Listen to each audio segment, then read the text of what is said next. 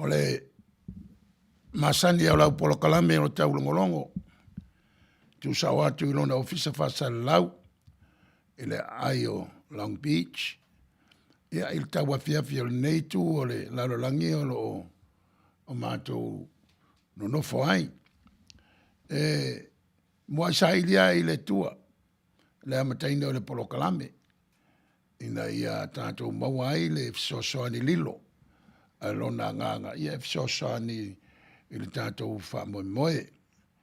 Melea la o whaitawina se whaitau mai le whenga fau te salonia mua, whai mua, matau mua lona whai upoe tolu, whapea lona whaitawina.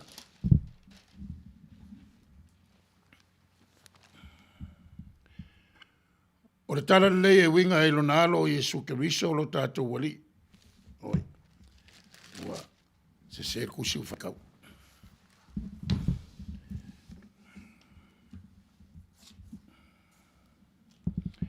E lea unoa o na mātou mana tua, i luma o le tua lo tātou ta mālea.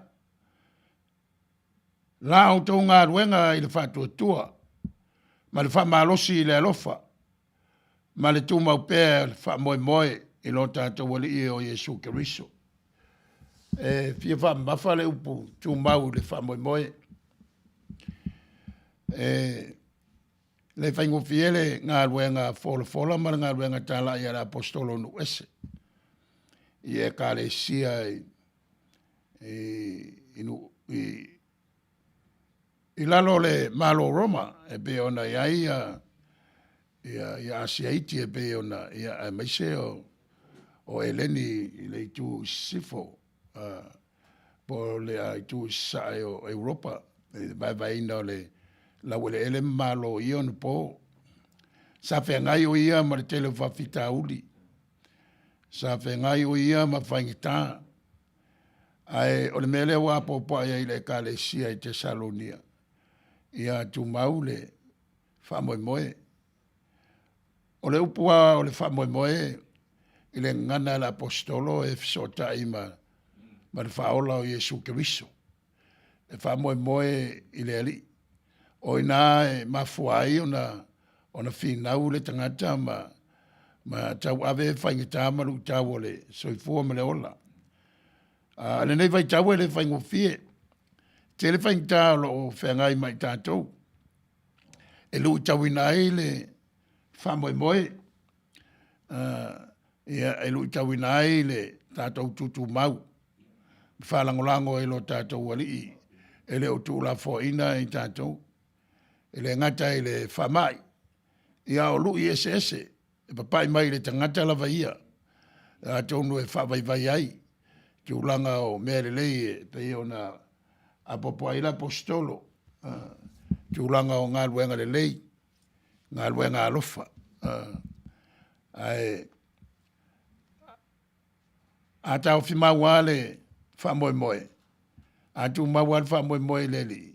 O ina e me whai on tātou manu malo mai ai i lui tau ma whai ngata.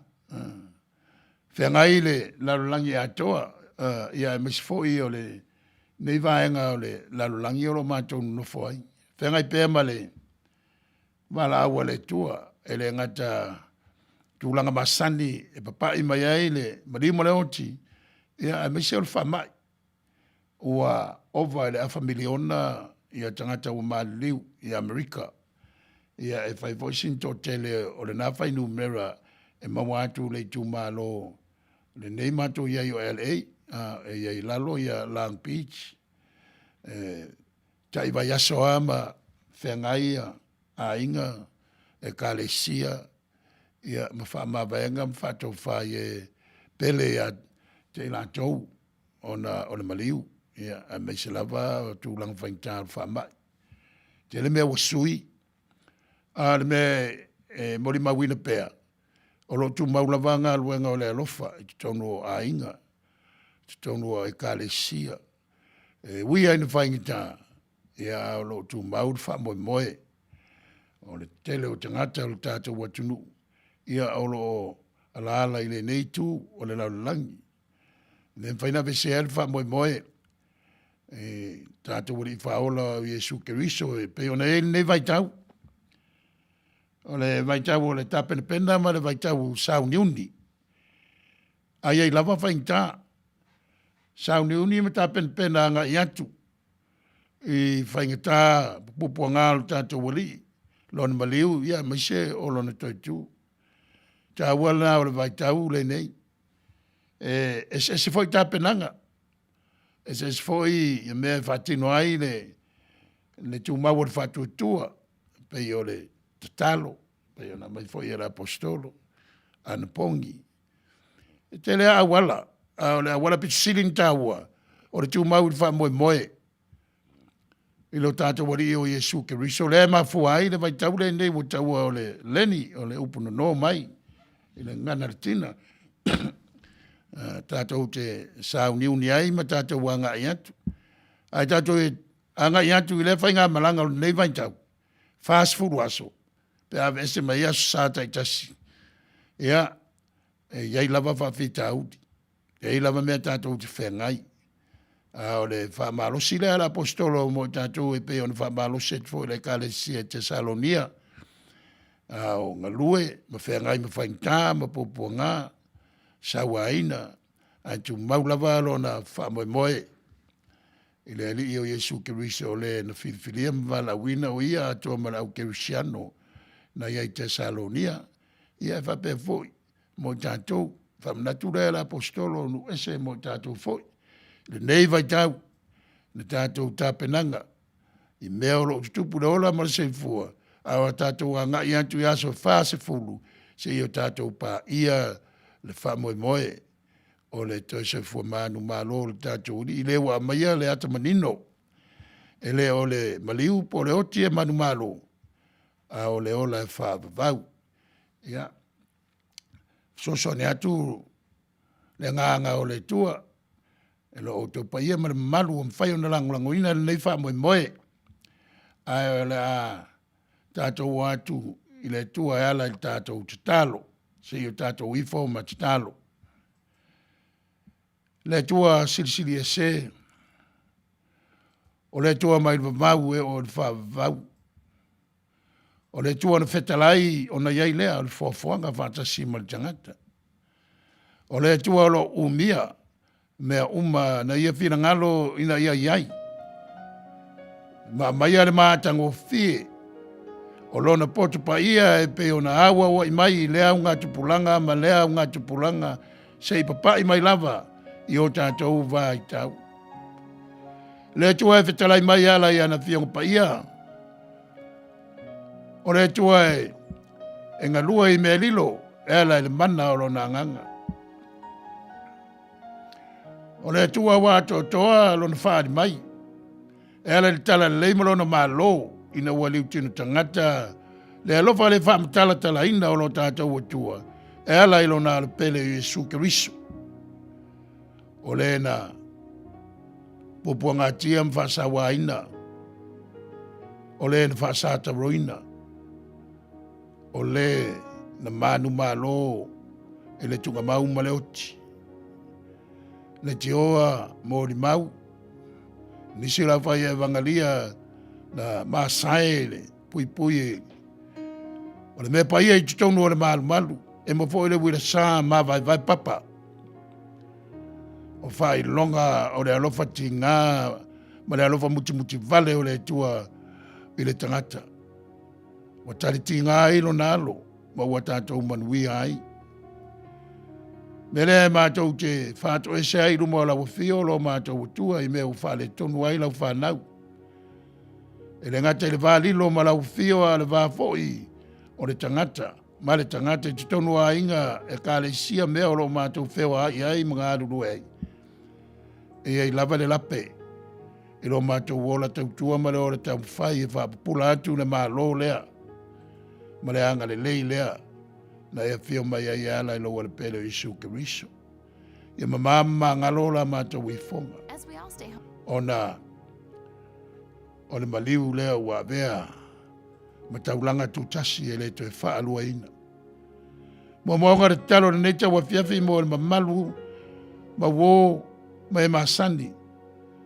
ua mawhai o na tu mau le lango ina pa maua hawa noa o le nei wha moe moe. Mātou te whasoa ma fitu whai ai i o mātou manatu. Ai lafa atu i lawa whio e te taitaina ma leo ina o mātou mawhau.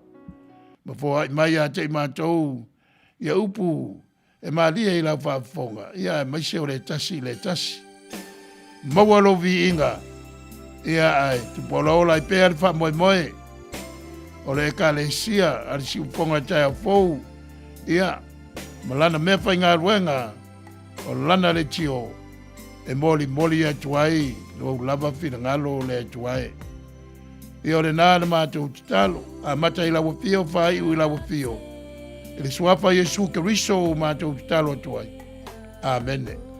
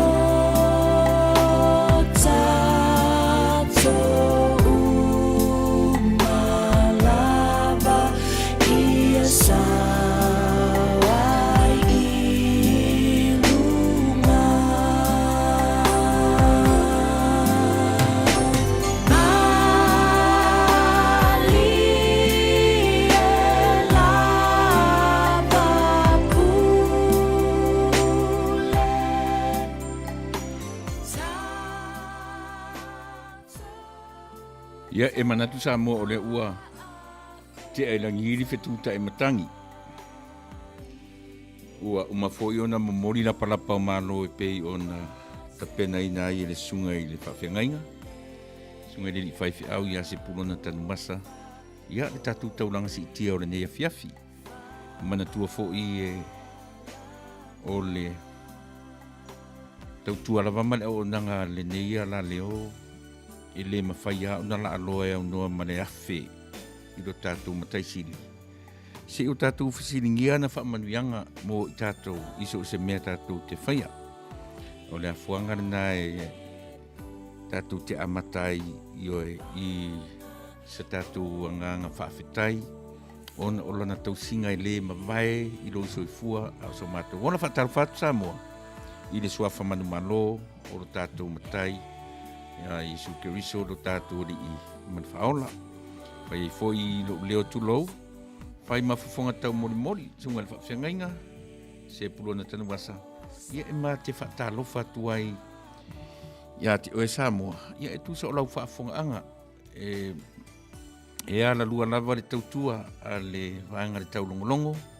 Ia ma le tātou pōrkala me masani foi lea o lo whaatali po la se temi e taunu mai ai i o e se tātou pōrkala mai Samoa. Le vaanga foi leo o ta ua o le Tagaloa traditions. Ia e o ma le temi nei le taunu mai ia se tātou video mai Samoa. Ia ona whawauri le tātou pōrkala me le nā pei pena ia e wawarua le taulogologo ia ma le Tagaloa tradition molo si le fia Samoa se taimi ia ona tua tule le ava no le sunga le whawhenga tō laulau se amata upu e amata tatu po kalamere ni tūra whawhia mo le nila tūra le fiafi Manuia rau whawhonga Samoa.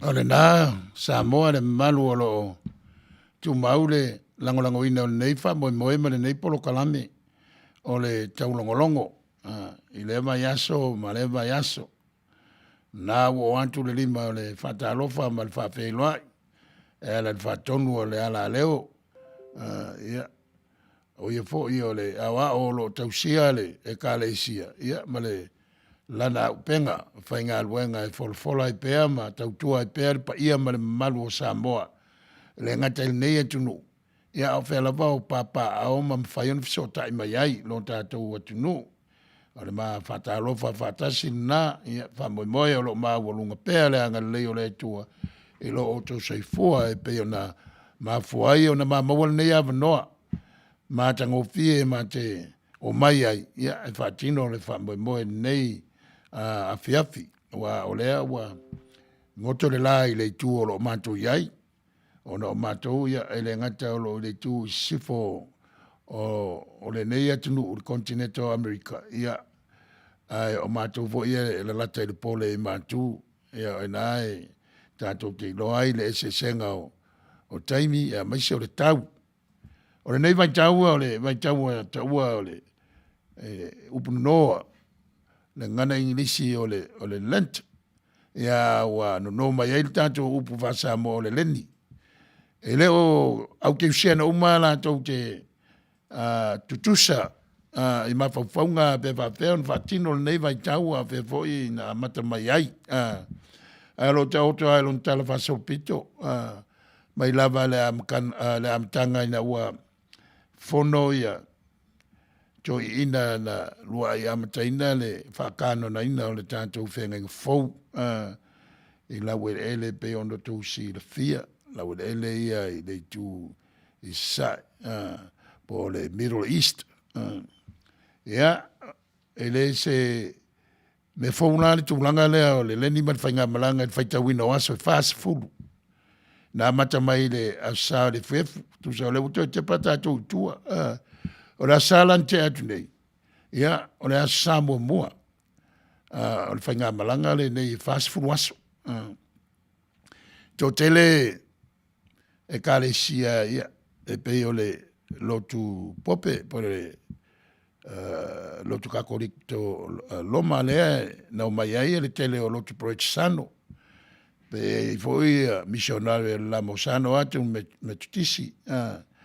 Ia o lotu mana na whanau mai ele ekalesia taua le ekalesia kerisiano ele tu sifo lo latou lau mua i Roma po le Vaticano nei aso ia lea tu maua na muli tele o ngā lotu pe o te foi tua tele o lotu la ia e taua ele ngana Peritania o mainline Protestant churches came out of Europe taua established churches o lona winga i le amatanga o ia lotu ia e pule le tupu le lotu pule le lawelele pule tangata le amatanga o ia taimi ia wa ia i suinga te tele i tātou vaitau aere ene whaiona vese il tāua o lea talitonunga ma le wha moe ma le fatuatua o le au keusiano.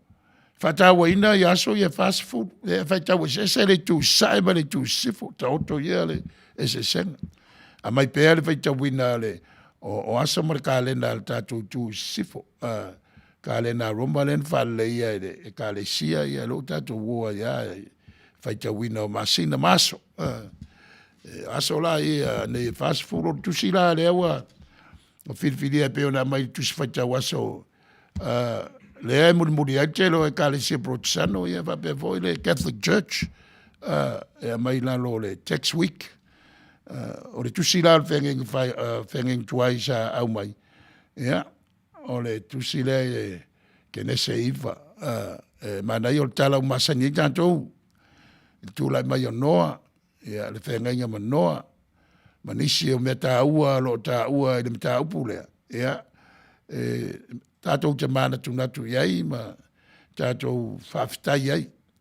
Wa o ia mea uma le tātonunga tātou lau keusiano.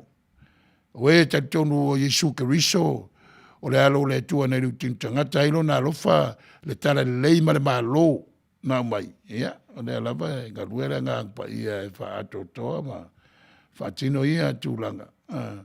O le mea nā e tāwan nei mai tau. Ia mea lava le whengenga lea manoa. Le lolo tele ma mentu puia sau stay mi ona fai watu lea e na ole fai upu e valu e tau le sfulfitu ala fai watu ma la mtanga sei tau le sfulfitu fai ngofia i ona te whamnatu ia te otou ia matato uma o e lava o e la to tu spaia ia te mi ia tō mai, la lo tuspaia male, ma le fata tusi na e, moe e tuspaia. O e fo o lo whewa i o lātou sāma whalongolongo il proklama, ia. Whafonga mai pēa, e whaile tātou whasoa, e whasala watu. O whea lava. Whea lava le tua le laulangi o lo e sairi māloa ai. Ia, a mesi fo o tātou watu motu le atu Samoa, sae masifo. Whaftai lava mole langulango ina o nei whamoe moe ma nei porokolame. A tonu vo i eiso na o ngā nei te wafiafi ma le tātou tā penanga. A ngā iantu le sata. Numera fast food os numera tā ua ai le soifua ma le ora ngana. Whatuspa ia e pei on whamamawina i lau ele ele. Na whausi ai le tātou tuspa ia. Le tā ua tātou o le tu sae tu tonu ia ale a tal tato pese a fo i mai loa on vai tau leo le tato mata upu ia ma matan tato tato noa o le whengainga ta penango whengainga le tua e pe ona mai e tu se lima mose o le ata ta amata le kenese te pai tua le mamau atu ia le fofoanga maistala ia le ua to a mai le tala le faulinga mai o le ato e papatiso le fofoanga le tua to e whairis whengainga ia e oa i manu whasawina mai wa to e amata le tala lea e winga i le fofoanga le tua ma le whengainga no ia me se foi o le nua tātou tu vai pe iai a tal pese ia tātou foi mai loa ia tātou whalongolongo loa la whaita watu le tātou mta upu ia ma mataloa le tātou tanoanga i le awamad whalalo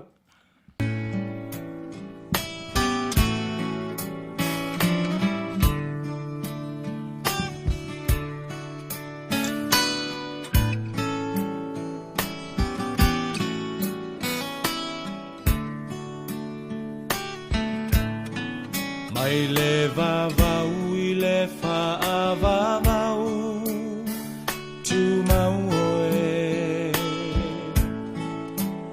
O le papa E le malue lue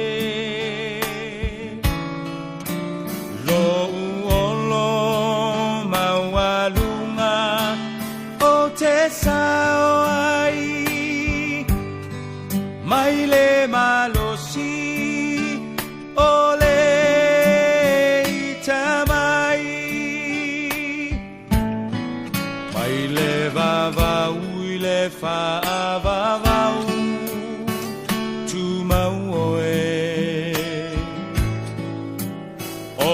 le papa ele malue lue lo uolo mawalunga o te sao ai mai le malosi o le itamai lo uanganga famanuma fafetai o le atua o le vavau na te umau oe si ia e lo leo malanga elelei oe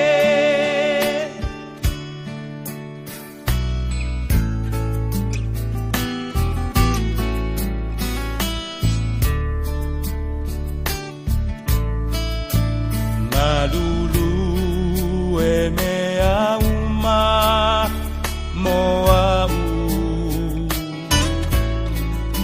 silafia e ia o umanatu le tua le maunga le tua le vanu bua bua pea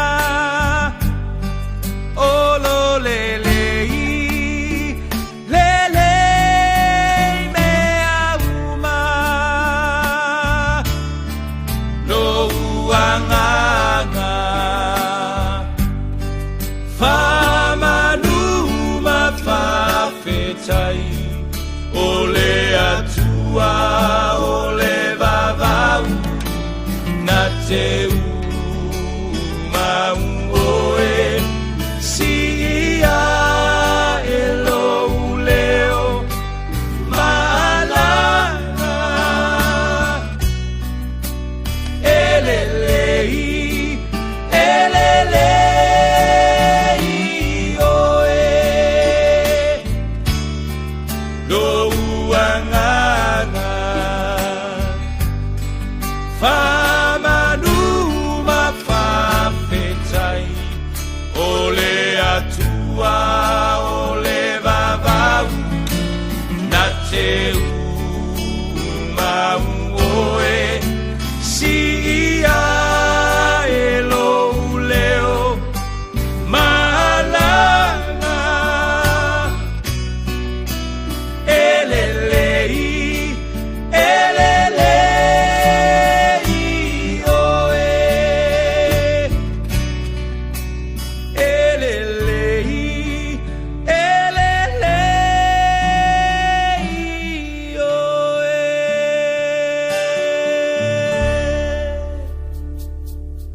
Tatou pese whare anganga nai, ta pena ai o tatou manatu, ia a whaitawina ne, tusi whilwhilia, pe an wadu tusi whaitawaso. Ia e pe ona, ia i mātou i le nei, ta whare laulangi, o le kenese, i lona ma ta upu e iwa, ta upu leo le rua i asusa o le leni, i Amerika nei, ia, maisia tunu o laulangi o lo muri li whaitawa, tusi whaitawaso lea e mātou te iei nei, e se ma tusi whaitawaso lo muri aia, ia e ka le sia mai lama o sa i Samoa, le whakasa, ma le whaka saa, ia ma le whakasa, e whakasa i Samoa, le whakasa, ia o e na tuto tasi mai i e ka le sia i e lua lo i Amerika nei, ia lo i e whailato e ka le sia i Amerika Samoa, ia mai si vaenga o le nei e tunu, o le tusi nā te whaina, po le tusi na tuina mai mo le nei, au sā o te atu, le sā mua o le tātou whainga malanga, o aso e whāse fulu, tā pena ai le tātou taunu wantu, popua ngā o le li imolon maliu, ia se o le tai au le e seta, ia tā o tele le tātou vavai le winga o le kenese lea e iwa, O la o whaitawina mai le vai momoa. Ia, whangata mai le vai posifon mai fitu, ia tatu nola le winga o nei vai upu. Whafonga, nea la o whaitawina, kene se iwa lon vai momoa. Ia, whangata mai le vai posifon mai fitu, e whapea. Whamanuia atu ele atua, ia noa. Ma ona tali, ma ua whapea atu ia te ilatou. Ia o tau whanwhanau. Ma ia uruola. Ma ia tumuru lau langi ia te o tau. O ne matau ia te o tau marifefe ia te o tau e o i manu wai wha umma o le lau langi. Ma manu whelelei umma. Ma mea umma e whewai ele ele. A toa ma ia umma o le sami. Ua tuinatu ia te o tuinatu ia o tau limba. O mea o la umma e whewai. E a o tau ia e whai ma mea e ai. Ua ufo ina atu ma o tau mea umma, e pei o la awafu, e tupu la ola ola. Aole ano manu o iaile ola, o lona toto foi lea, au atou te ai ai. E moni lava, o te tau iatu lo o tau toto, o lo o tau wala, o te tau atua, o i o te tau atua i manu umma. O le tangata foi, o te tau iatu, o te tau i atua i manu uma. O le tangata foi, o te tau iatu le ola, o le tangata i le tangata lo na uso. O se na te whamalingi ina le toto o le tangata, whamalingi ina lo na lava, toto e le tangata. A wā o le whātusa o le tua, na whaiai e ia le tangata. O tau foi, i o tau whanwhanau, ma i o tau uruola, i o tau tupulaina, i o tupulaina i le lalangi, ma i o tau uruola ai. Whetala atu le tua i anoa, ma ona atali i whatasi ma ia, o lo whape antu whaautu foi, o au o te whaatuma wina lau whengainga ma o tau, ma o tau whanau, pia ma vai o tau, ato foi ma mea o la umma, o ia te o tau, o manu whelelei, o manu vai whawhanua, ma manu o le whau umma, o ia te o tau. O mea umma ua urufafo i le waa, e o i manu umma o le lalulangi. O te whatuma wina lava, lau whengainga ma o tau, e le toe wha umatia, lava mea o la umma i le vai o se lolo, e lea i fo i se toe lolo, e wha umutia ai le lalulangi. Whetala e tu fo i le tua. O le whai longa le nei o le whengainga o te whaia ma o tau. A toa ma mea o la umba o ia te o tau. E au tu pulanga lava. Ua o tau tuina la unua nua i le ao. E whai ma whai longa o le whengainga a le lalulangi ma. A o wha malu wina ifo le lalulangi i se ao. Ma ua iloa le nua i le ao. Ona o mana tua lea. O lau whengainga. Ua o sia ma o tau. Ma mea ola ese umalava. E le toi a vea le vai. Ma lolo e wha umutia ai mea ola uma. E le ei foi le nua i le ao. O te vai foi i ai. E mana tua ai le whengainga e wha vavau. Ua o sia e au. O le atua, ma mea ola ese. Uma lava o i le laulangi. O whetale atu le atua i anoa. O le whai longa le nei o le whengainga ua o wha tuma wina e au. Ma mea ola uma i le laulangi. Ia wha manuia le atua e la o tau whafonga. A whai tawina mwholfolaina. Nisi o ana whiangu pa ia. Mai le whengainga tuai. Ia tu mau i le tua na mamalu ma le manuia. Nei e whaavavau lava. Ia, o le tatou mata upu le na, o le a tatou talanoina, e pe ena vai atua, whiwhiria mai tusi whaita waso. O le asa na mawai atu nei. Wao, tusi whaita waso ia ma te murumuri ai. I le kare sia, so whatase ke riso, se tasio e kare sia pro tisano. e le nei atunu o Amerika ia pen vai atu o e kalesia o malava na mai Europa e ta ua ia e kalesia o mainline Protestant churches po e kalesia na whaawaina e tupu i lau ele o Europa ina ua ese mai Roma ia le lava e ua whaatawa ina le nei vai tau le kalena lo mudmudi ai le langi le tu sifo e se fo ile fai tau ese le tu sifo ma le tu sa e whamna tuina nei vai tau ta ua o le soifua whatuatua o lau ke usiano fast food aso fai tau mai le aso le fuefu ia leo e kalesia mfua ma ke usiano uma e la tau te whatinoina le tūlanga wailonga lava e kalesia la tau te whatinoina fai tau lea ia e anga ia tu se i o le e seta ona mawai leo aso fast food pe ave ese mai ela sa visiri a shawa vesela sa ia o le tatapo ai la sa o le aso tu o aso ai o aso famnatu mai ai le tapo inga ua osi nei ile sapati forward tu o tatu o faola o Yesu Keriso ai vai tau na o aso le vai aso na mo mai ai aso e fast food o le fai numera e tau tele le famtala inda o le vatu tu no fo o tangata na vala wina ele tua na os fenga inga ma le tua fast food waso fast food tau sanga o toafa ya na ni vaenga oto fast food waso aru Yesu talo ma fenga ima fa o songa o faintala na misiona mala ma ngā luenga le folfolaina o le tala lei ma le malo le tua e ala ia te ia fast food wasa o le lolo lea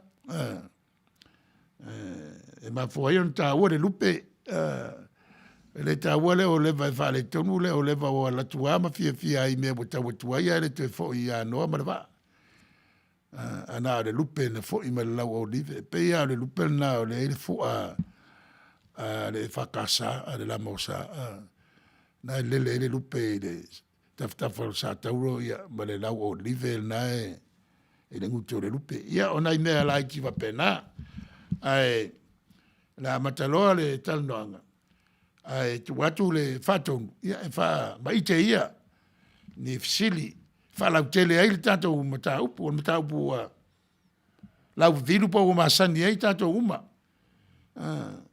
onga ala onga sa u telefou se o ai na matua ia tele ai fai tau i te mio lotu a mise vai tau va penei tu mai ai tala lea fa manatu mai ai le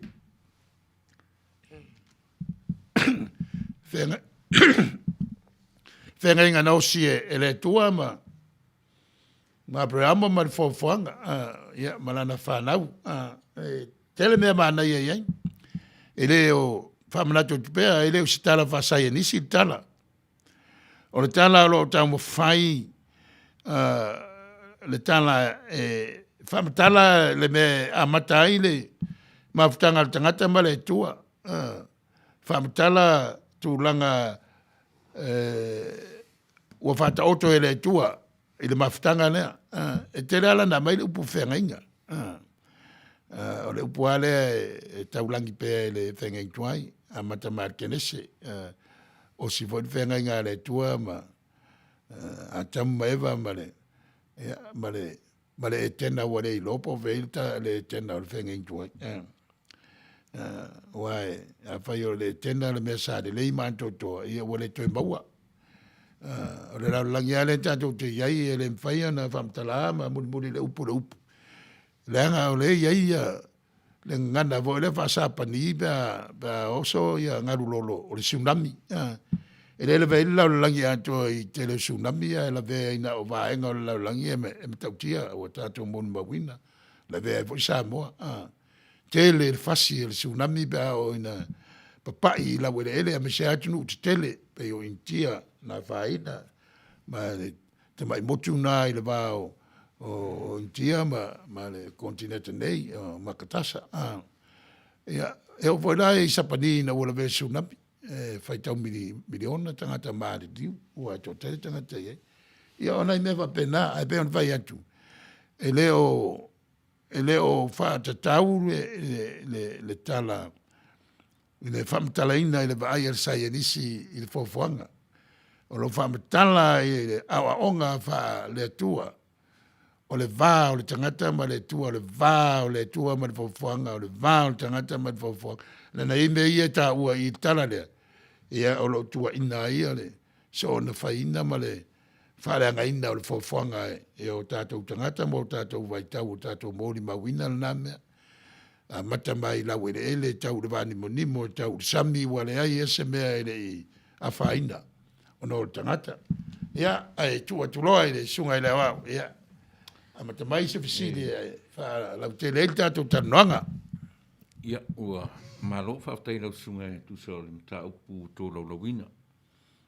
Ia, o sia ua mata whai oina al fisili. Ia, o lau sunga pi o le nata o tō aile. Ta sile atala e tele na tu fisili ai lo ma fau. Me tala lea ia noa. Faitau le lei, ma tilo, ma toe wawa ai, ma faitau, ma toe faitau. E tui tiare se se ngam tala whaangongo ar tatou atunu. E mani a lava le tilo, o leito tonu o le kenese, o a whaamatara le kenese o mea o le amtanga, tala o le amtanga o mea uma. E tā ua ne mea o lele utala o le wha Manuia ina o noa. Pe mana ia la tā ngai mo mua tangata ingo ia noa. Ina ia manino, be aise a ua wa ai e wha pertu stala. Ia mare tupu anga na tupunga mai iai li tangata o noa. O lea wha pea ina ua mai a ia kaino ma aperu. Ia. Ai tu tu wai le tua le tangata ingo ia setu le manava o eva. O le wha moe la o setu. Lea na tupu mai ele lalo langi fau lea. E ma whai voi la na utulutiro wha pera o sunga le whenga inga. E lua tara o kenese. E ma whai na tolu I. Tolu I leanga o le amatanga fau. O le lalo langi fau na whai ai tangata e toa walu. Ia se I mana ia le fisili fito tonu vo fisili ma le fata o toina o le tusio kenese sa le lei e be into amata mai a setu le fanaunga o la fawa winner fa manuianga mai fanaua preambo ma o ia Atama eva. Ia mai se o le whatoanga. Lea na amatai le tala. O e tena wa le iloa po whea i whatoanga wa ututuri atama eva I whafo. Ia tau e misa le auso. Pe e whata ua I taulanga ia e taria le taulanga la listama e le taria le taulanga le listama. E ma fuanga pe a mea na whai taulanga. Mea na wha mafa. Ia tatou mantua la wele ele ia. Pea tatou wawa ai ai. O la wele ele o tangata tau simanu. Fatoa, fai muri fatoa ngai na ua. Ia whanau ngā lea na tumai Abrahamo. Fatoa ai loa fai fatoa ngai na. Ai pei nā wau ina le swoto sina ma le tuto ina o la au aina. Ia e na o iai ai kupito pea tā muri pea mwhai tautala. O le vainga lena e sau noa iei wotoe amata, o te langolango ina. Awin tatala no mua o le mata upu mua tau sumatasi. O tala ia o tala tu, tala whapangongo. Mai, le, whai mai voli suenga isi atama mai o le tuspa ia. Le sia manile o Wellhausen. E whātu stala, e tasis tu stala o le kenese. Ia martele au tusi o le whengeng tue. Whātu tau al vai ngal tu stala I le mea o lo tupu I lona vai tau ma. Ma whawhita au di o lo whengai ma le whainga malanga tangata o le tua. Wae o le manatu o le siamani lea. O tustala ia e tau o le priestly sources. Pe o la tau ia na nofo i ta wheanga i Papelnia. Ma toi wha mau tala, ma toi au ili tala, ma toi wha tu langa tala, ina ia wha ta ua e tangata le latou wheanga inga ma le tua. Ia wha ta ua tangata po le alava le whaingata o latou wheanga. O tu langa o le malosi o tupu o le laulangi. Sili ala latou tupu ma le latou tua. Pe ole mena ole e mafua io na on fata auto va peta la a mea mata upu e sutasi. Neta ua mata upu o taratu, tala fa fangongo. Ai le va pela se, pe no va yantu. Ele unitana o tau fai e mai se va inga fa scienisi, se va inga fa anthropologist, po le archaeologist, po le evolution, the beginning of life, ele ai o le amai tala, e amai mo me o le mafutanga a le atua ma le fofoanga ma le tangata. So o tala la, o tala o le vāwhela loa i o le tua ma le fofoanga ma le tangata. Lonu inga tuere wa peretania. All these stories from chapter 1 to chapter 11 is all about the proper relationship of God and the creation and God and the humans. And the yafaya. O le ale purpose. O le ale hope. Pe vale tusi na matatalo tu a Paulo i a Tesalonia. Ta ua le whamoemoe ia Paulo whamoemoe o no Yesu Kirisi o isi mea uma e pipi iai. Ia, o le whatutua o le alofo ngā buenga. O e au tua i le li. Au tala ia. E au tū lava i le tua lea. Le tua lea o lo mafuai o na whatulanga tustala. Le tua e sa whaingoina e tangata o le tua Elohim. Ia whaingoa o Yahweh. Po le ua o Jehova. Ia maltu e mai a whalua le tulafono le Deuteronomy. Deuteronomistic. Ia atua e ma le priestly source. E vai la i time span. Vai i le vava ma mau o lima ia sa fa ma mawina tu spa ia ma te fa popo to ese e me to ese e tato baba ia i langa o lima o tangata tu sia e vai la ma upu ele o sa o le spela ina ina ele pe o tato vai tau el computer e tau mer computer na o sel spela ina upu po ele o tonu le structure le grammar vai upu ina yaso ia o ia no po ia sa tu stusi pa wala au pa wa manu ia e tu stusi papa pe ona ia kupit e tau te ai whainga malanga mo tu stusi se yo ai tau malama i le whainga o le whaita wino tusi pa e tau whaitau literally pa e tau whaitau e pe ona va ai le sayanisi ma i le laulangi neon po e matauria o suenga o mea na tutupu uri tuana na sua mea temine o whaanga ai satellite forensic science ina ia mwhai o na maua po le altausanga na yeile ai o le altausanga na tupu ai le tala ma le tala e awhai suenga le uma whainga la ia whasai e nisi a maimo me o tala whasol pito i tu langa o mea o mwhai o na to e maua a le tala la taula ale tuspaia o le tala pe o le whai atu o le tala e whamatala ma ele mafuanga me uma ma le whaia le tua ma le fofuanga ma le whaia le tua ma le tangata ia misia whenga pe la mea ia na fōringa mai sawai oe pe o te amata le fofuanga i whatulanga o manu ia lea e vai le malo sila na ave le tua tu sai ma le tala kene se tangata ia lea rau tato wo mai tato vaitau o mtua ma fatia al fofuanga te le lote o te lo tangata e o mata i reporti mai a malo a mea lava le moana i le tatou te iai a tumoto Samoa ia maisi a tumoto te mea o le lapisi se tulou whafonga mai o le tatou au whafonga. O leo tam whaia toi wha mama. Ua whaina i maia. Ona o meo plastic vo ia, ua tau mawha ia. O penga le mwhaia na o ina, lave le vea ia. O le soe, o le whaangota ina o ia, wasa o na whaangota. Ia, wa tuai ona whaina ngā luenga le natura i alo. I o tele o sami wa le lei.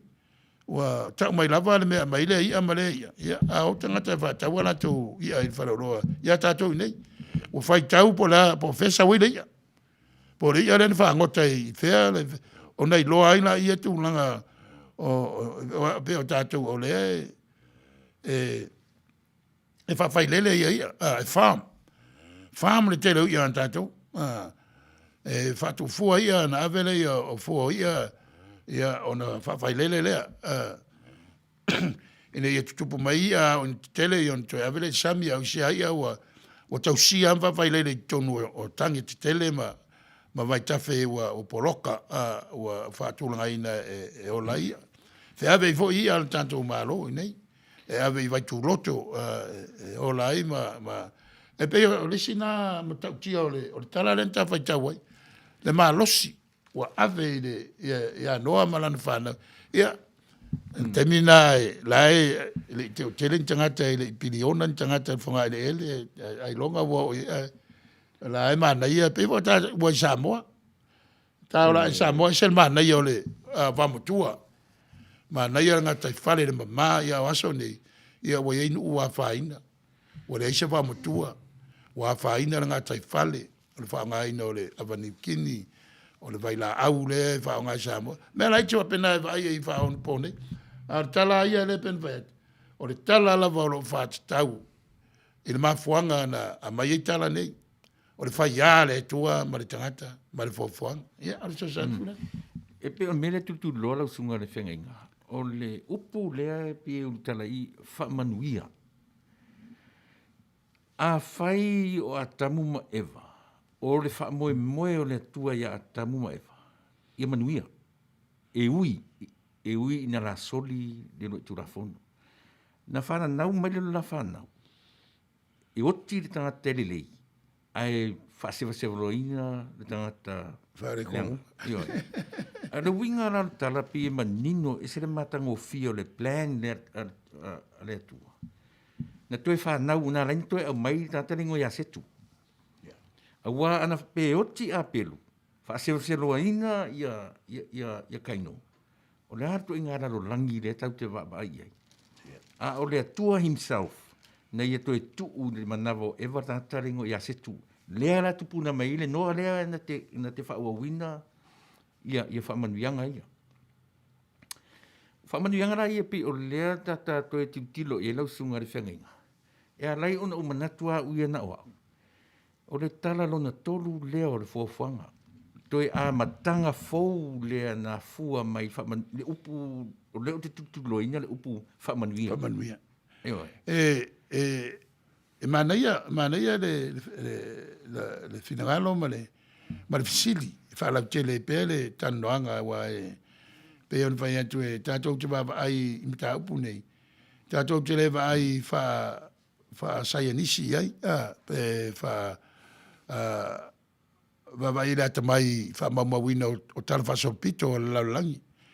Ai te baba ai i le mafuanga o fa mamawina o tala. Ia vai la mana i o tala. Na mana ia matanga o fia wa tau na matanga o fia me fa ia le tua. Ai vai. E amatal tala e amatal pongsa. Fete lai le tua ile pongsa malama le opuna e mai le ngan per ke yas. Ia o le fete lenga lana e tua na fisosa ni e mai le malama manu malo ile fenu mia. Ia va matalona tupu mea e tu langa bu fatu langa ina mai lo ene matanga o fia le e leo tautala la i ni miliona mane, o lo tautala i le taimi a le atua, e whare le ia mea o le fofoanga. O le pauvo i la o le fofoanga pe ona i tala i lua. Ia, e mafua ona o le manatu o le ali i atamaile si amani o Elhausen, e tere tu stala. Awai, o wha moi e tupu ala ola le tangata. O le fisiri ele o manino wa ele o le mafuanga na tusi. Pena whai lo tangata wa atoa ta mai lo. Awa awa pea o le nalwa moi na yei. O le fisiri whawhena pa ula ta mai leo le tuana atoa ya ta mai ele ngata. O le fisiri po idea. A whela sa wai le ngata lea o tato whai ngoina te lo temwenge po satani po te Apollo po o le angelu o pau po o le lava. Awa o tato nunga lea tato la Christian. Ele eise men tupufua ele eifo ise mea o iai ele whai ele tua. Tato nunga le wa Christiano. Me umana whai ele tua, me umfo isi le ele tua, me umfo i o lo tau au ina ele tua. Upu i o le whatu tua e taina tato a tato malanga i tala ia, Manuia ia a le tua, ia wat sila iai. I le toi amatanga mai a setu ma, ia, le ngawhare sa wainoa, ia, ma le nua le whapine ai le, ia, le vesidi. O whele mea na mua nua pena mua ia noa. Pero me faile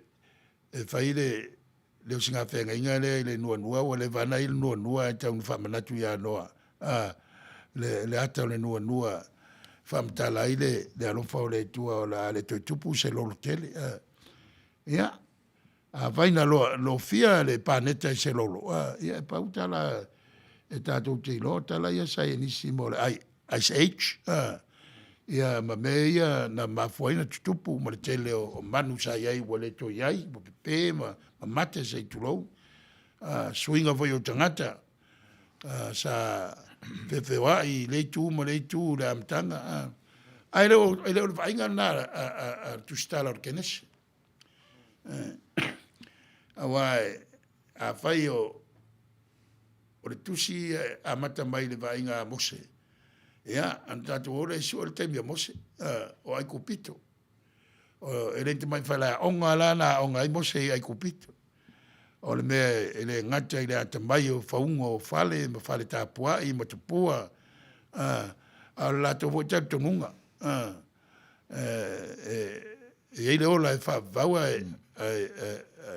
ai ta pena uma le tupu pe auti ave umana me to tino ele o tatu va i permita ele faluaina ia i tunga mau o falao i la wava ai ma tau le tūlanga o le lalulangi ia ma temi nei ele tu intunga mau wa per tele on te fai o lono winga e sau mose maranta mai le pea o le ave ia ila amtanga o tusinga no le mea ile vainga va pea ia e peila e mana ia le mau le a Julius Wellhausen o le faso solo le au tustala ma mea ma le mawina le whengai ma le nu. A mata upua i e sutas. Le o mta upo le tam fai saidi po whenmena a mata ida a mtanga. A le fai a le tua malan fofoanga. Ma le tangata na ia fai. Ia pe o le fiso senatu na a te awai le tauwhi le. Ua toi a mata le fofoanga fau ma le a matanga fau ia noa ma le whanau. Ia te levo le fisine tūlai ma. Ia ai. Se tala se ta pese pe ava pe te finingalo i to foi mai lo fa wa pe isi facilita wa faina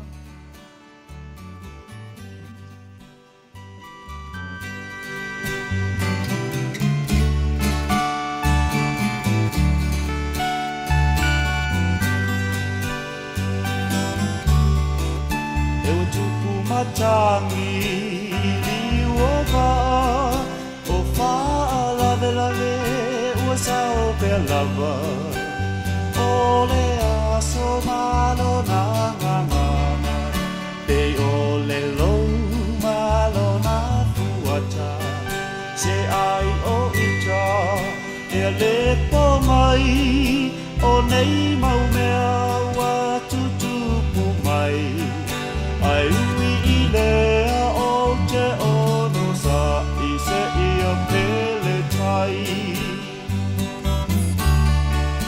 o le amatanga o le nei mafutanga na ui a E masani le kerisiano Ia na tue wha alea nganga Na sau le tali Se iai se aso Ai tātou no fo Matau vai ta talo E pule le atua I le taimi olona Pina ngalo Awe o le alofa O sili lea Nai lo le aroma Le te leo mea O lo o soi fua le whaamasino Io tātou tangata lilo O ia lea Na te tofia O e tolua Ina ia whaatasia Lona fina ngalo ia O malu e male fia fia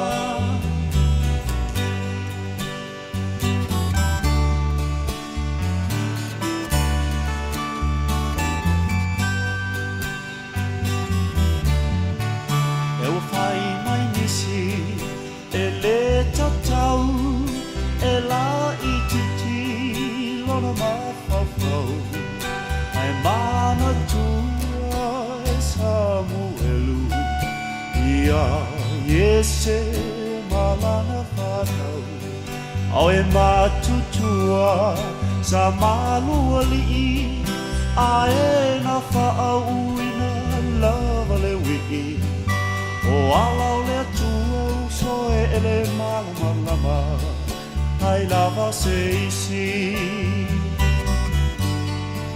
Toe mana tuai Fo ia koko Na fili fili O ia ilona loto I le teine la ititi O rasela O le na whaatau Mai o sita Na whaatau atuai I ai kokito O le Manuia le na salilo O alau le atua e whaale nganga e le whaale tino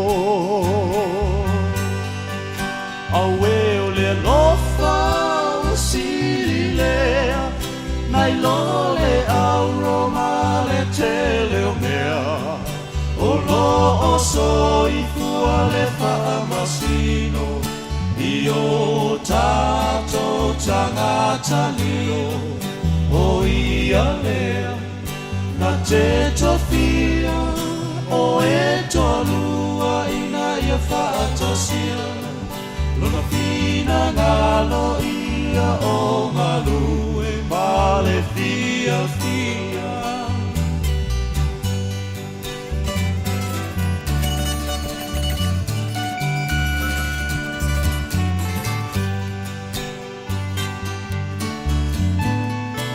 Le tio ai, le whaata oto I le whawhine tau tala so o E le ai sona e se senga Ma le tutulu o se whale o o Se uso e ua na o Se tā mai titi A tā ele e tau pisi pisi Whaaya ngangana e ua matu Ne I maawilili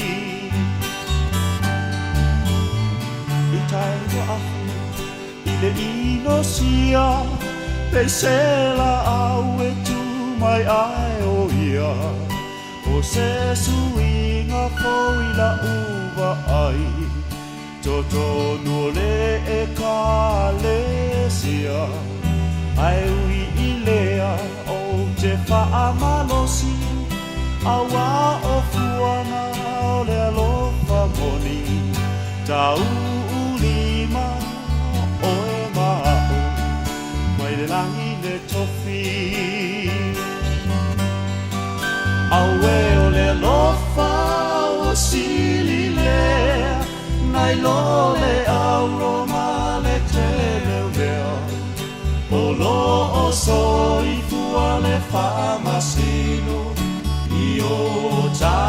tātou tangata lio o ia leo na te tofia o e tolua ina ia whaatasia Nono fina ngalo ia o ngalu e male fia fia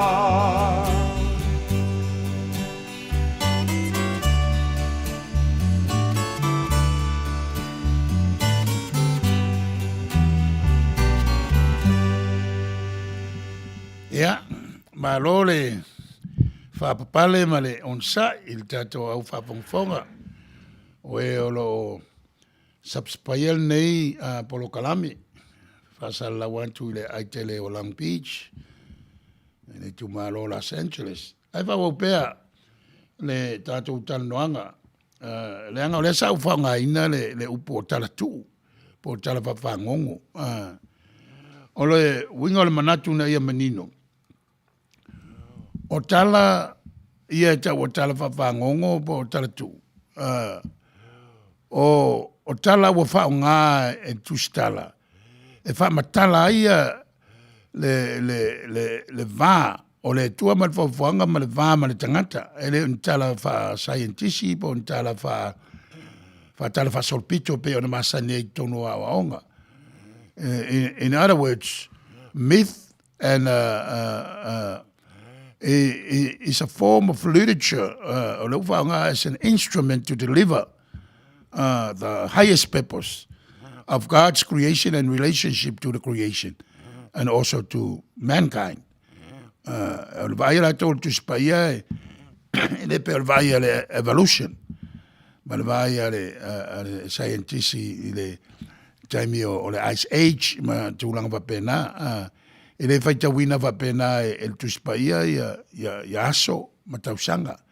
Wa ele faita wina aso ma tausanga o le tua o le time o le tua o le time fa va e pela o mena e fata o tala ia tato tu faita ma sa ili ma fasili po le ale mea le e afifi mai i tala ia tala tu ia la le winga lo loto o tam fai e fa tala mai o e mau le mea amatai o na fasili tangata e wa fasili ia a fasili voila i le taimi e amatai le olang o tangata ma le taimi e fa mana vai tangata ia e pe o le winga tasina winga o tala wa fo fuanga na ala na tupu o le fetalinga na tua ia tele upu e fa li wai le upu a tasi le ngana e peru e fa tasi malanganga fa ila nganga o le tua na fo ina me uma ia fa tasi mal tangata o fela me na mawa tangata le ola o no winga mo mai le nganga o le tua le mana va ola le tua o la la me tupu le na me ia o tala e tatou te mawhau ia i wa le vo e tam whai e tenga in faulantou i ana tam whainga. Me wana e vasili pa rame wa reina whātu stala o le wa tau whāra au tu stala o evangalia e whā. E to whare tu stala malana vainga e tasi altala. Tasi altala whanga e se vainga ia vai e lau tu stala ia pe on ta wa suenga le lia tiures wa hausen.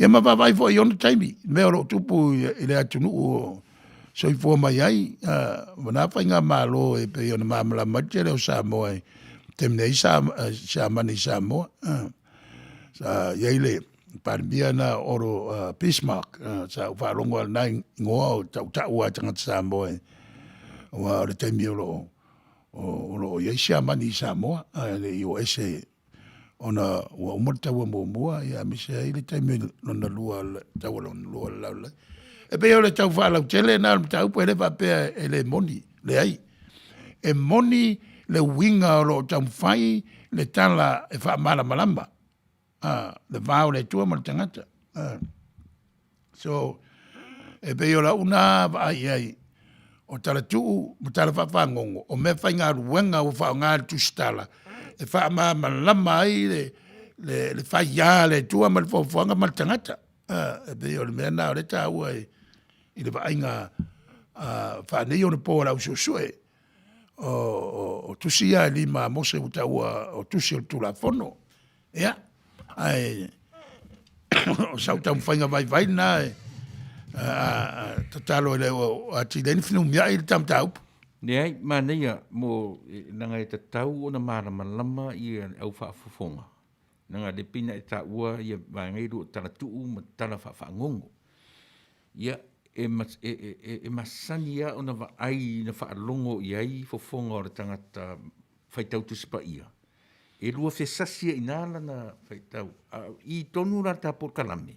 E tā ua i le toe tatala te isi o le whaitau. Io e, oso vai lua i ei to tonu whaitau ma tuu i eita i te to tonu o lea ta te involve i le tala le. Na whaingo fie lola ia lea tau manino mai. Ai a ta tū atu lalong iei lalo le whunga ele whaitau le tusi i lunga le vani monimo. O i nāra e whaintā o na tātou whaamtaraina tuspa ia. E pi o lea morfiso soani atu ia i lato nia ne i puni tia i le whaafofonga le tala tuu ma le tala whaafongongo. Ia o tā wala na tā por kalame. Ia mawhai o na toe ta tala i le vaai e tangata whaitau. Ia, le la ua taha o mai o le vai ina lea ua e au meia. O le kia nese mua e o le kia nese sumartasi. O le whaia e le atua a tamu ma ewa ma mea uma. Ia e. Se fururua o le lusu wha i o le la utara no ia a tamu. O ia a pera amu. A ta oto lai si mea, a la turi loa pea i le afo i. I ke nese le iwa lau sunga i le whawhengai. Ona o le upu a lea e tau turi loa ua wha manuia ma le whengainga. E tau te tala noa le upu whengainga. E mauti noa o so ina le upu le waha. E oi. E mana ia le fisili. Mana ia vo i tūlanga ia na amataina ona whamala mai le fisili. Ia le la wa pa i le upu tatonu o pusa o le va Reverend o le kenese le fai tau se o mai la le mata po i va le tate o le fa mala mai na o le va o le tua mal fo ba le va o le tua mal tangata o le va ai o le fa tua a le tangata e Peru ia wa isia upu a le mamla mai fo i te le finu mai le upu le Hebrew ia ma le upu le Israelites. Pe o le Hebrew e turi ngai tua le mea mai ai. Kartaia, uro kartaia. O malalangi nao na po. Ia, ona mai alea se i o ina taunuu ia whengai ngā Abrahamo ma le tua ia ele maua ele tamala titi le whamanuianga. Ai le maua e sau. Ai, o le mea e fisiri o tātou mawhawhau. E tusi tala ia, o la ua tele le tangata i lau ele ia. Peiva im te whai atu. O le whai o le whale a onga na onga ia mose o i kupito. O le matua whale a onga. O le lewa na ia i mta au whasai anisi le. E le wai a kupito. Whai tauna o pa neta le wai astrology. O lewa na ia science e ovo i meo involvement. Me whai o lewa na ia Pawal mea na mana ia ile amatanga o tala alwhanaunga Abrahamo i o ia Iosefa. Ona la ta maini fua ia le tua ia Iosefa ta pena ia i Farao. Ia, mo le onge ma mea fa pena.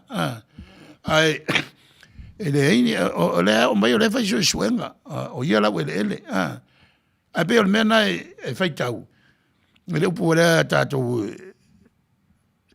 sa onga ele tu maloma high school Samoa. O le tala e longa literal meaning. Lona winga e longa i tu peo la ngā upu. Ai vei tau la ngā upu e te ilore me na maua mai ai. Ai leo ta ua mai la le pea whao ngā le ala ngā upu. I te tonu se launga. Po la tonu na mea la ta umai ua mafuan whanga. O ina la whato ai loa le winga. O le whao ngā ina o le ala ngā upu. So literally o meien whao ngā i tu stala. O legend and myths. A longa application. O lo tam whai e wha māmalama. Le winga lo loto. O le vā o le tua mal whawhanga ma le tangata. E lise men tupu fua i le whaai i le tu stala. Lea whiwhi mai. O mea uma e by divine design. O mea uma mea na whai e le poto ma lanta mai e le tua. Lau whao ngā tala ia. E tau a mai e whafo. E mana ia pēr tātou wawai pēr o le Tagaloa tradition e tano. E vai la ngā upu po whena mou mai ai. O na mai la ngā upu ngā po le moanga. Whao ngā whai launga i lana launga. O na vai le pa la tonu le winga lau whao ngā ki tonu o le launga. Ia maua, wa ale maua. Ia, o lono winga e la litro le whao. Pe o stoi whao popo atu le tala le. Ai, e moi wari fisiri. E whoringa mai e pe o setu ma ngafa le tau ia noa. Pe o i leo toi amatai fofoa. Toi amatai wha manuianga. Toi tau mai lava. E lea rwese alfa manuianga le na amatai mai le amatanga. O iei wha le tonu o meo tupu. A lea lava e o siosi e le tua le whengainga. E alala i tala i le rainbow. E pe on whai atu. E le whainga litro le tātou vai le rainbow. A tātou vai le rainbow. Po le ale winga lai i talatu. O le nua. O le ale mele tau mai e nua le tangata ola. O le wāla lea ma le tua. E le wape o tau mwhai nua tau mai a tātou. Pe whawhena maua. Aina mua noa, pe na mua nua. No. That's nothing to do with it. O le mele tau mai i le nua ma le tangata. O le relationship. Le meaning. Le tāua, le loloto. O le winga o le nua. I le wa aia le tangata. Ia, mea tātou lau keusian whatutua ma le whainga fo ia tangata e Peru lātou o le alawa ele lotu i utaia. Wa pe o i utaia ia. Mea nā te loa iwha manuianga maua i uta lātou. O tau awea le tangata Israel le neon po pe o awele upo o le Jew. O ngā ku mai le tribal Judah wa ngā ala ia le sa ele maru mo sero lai ma whaele le malo tavita ma ma le tamba o penia mina la tanata e vai i turanga na ai mena lo tam fai le tala e famtala ale a mama lamba lai meia ona fto a mala lamba ile fa so longa mai mal fa turanga ino tusi pe voi fa tuntata no tusi pa ia pe tolu avaenga mena le ien fa le mo tai tusi le fa le ina tu ia le whawhaingo whia le ngana Peritania le o tātou whangai o le tānak mai e Torah mai e tusi le wisdom le vain ia ma lau perfecta so e vai pena i vai ngana tō e le tusa fo i le whatūlanga ina e tuspa ia e Peru le whatūlanga ina le o tātou ia i tuspa ia le pero vai tu tata noa fo ia i la mtango tuspa ia la tō ina wa lima le ngana e Peru ngana elen ia na fai ai kupito i no fo inga tala mi o le siso atau malusia Sandal City o nana amatai ona ia le tempo mo na le i dau su ia au te loa e fo inisi va inga me isu so nga e pe o tala vo le ese umafa le onga malato school of thoughts malako study ia e taua le mele tate terano iai le wa fa manino le vaanga le anga au na tuli loi fesili ma tuli pe fesili ia mai ai le amatanga o me uma tasi ar fa fine tasi ar tina le ta ore ngona eva ai o na fa na uman fa na le to lua oti fasioti e kaino apelu ai fa seva loina kaino e alu a tuli loi fesili o ai fa fine le ma wa fa na o kaino Eira o mafuanga na lei o utala mele. O mai lo ma le tala ia noa. O le fa moe o le tala le ia no. Le tala le ia no. La u lea fai tau ma le sa ilinga. Ave ese uma tangata whaasaraina na tupunga mai ia kaino. O le amatanga faula lea. Lea lai pi amatama ia setu e o ma ia noa. Sa wai tu mo visili o ve o mai ia la tu lua e le fata wale tala na e be vola tala ya atama eva o le mele fata wa o fena tupu mai ia o aina tu sa o i le tau fam tala ile tu le tonu ia Israel o atamu mai eva e le tupu mai pe o le vainga i vainga sa ia tangata ai kupito ma le langi nao no po se o mai o tatou vai tau vai fasai nisi o la tua vai vai fato tua o le tua Lea I tātou ngana. O mea umar se fua ma le olo tangata whatutua lo tau a au. Pe o lai ue le tua ilo na lima. O le tua ia tau whai tātou whanga ia upu e whamarusia I tātou ora whatutua. O le tua siri o na lanta la tamai. O tātou le mamau. O le tua le o le tua le anganga. Se pe o mena o le whamtala tala o a tambu ma le amatanga o tangata o le tua. O le whawhine le tala alona lua nae na amaile iwi o atamu te whai o le whine. Tasi antango le tua le palpala e pe o le palpala na whai ai tangata. Palpala te fo i ai tangata. Whapena ma le whawhine na whai maile iwi aso ata. O winga o le tana. So le whai na a vere upu le upu eva ai le. O lona winga I le tilo pe alo loto pe le vai ai. O urua I tangata la I le natura ngarunga fofo. A perum kaino.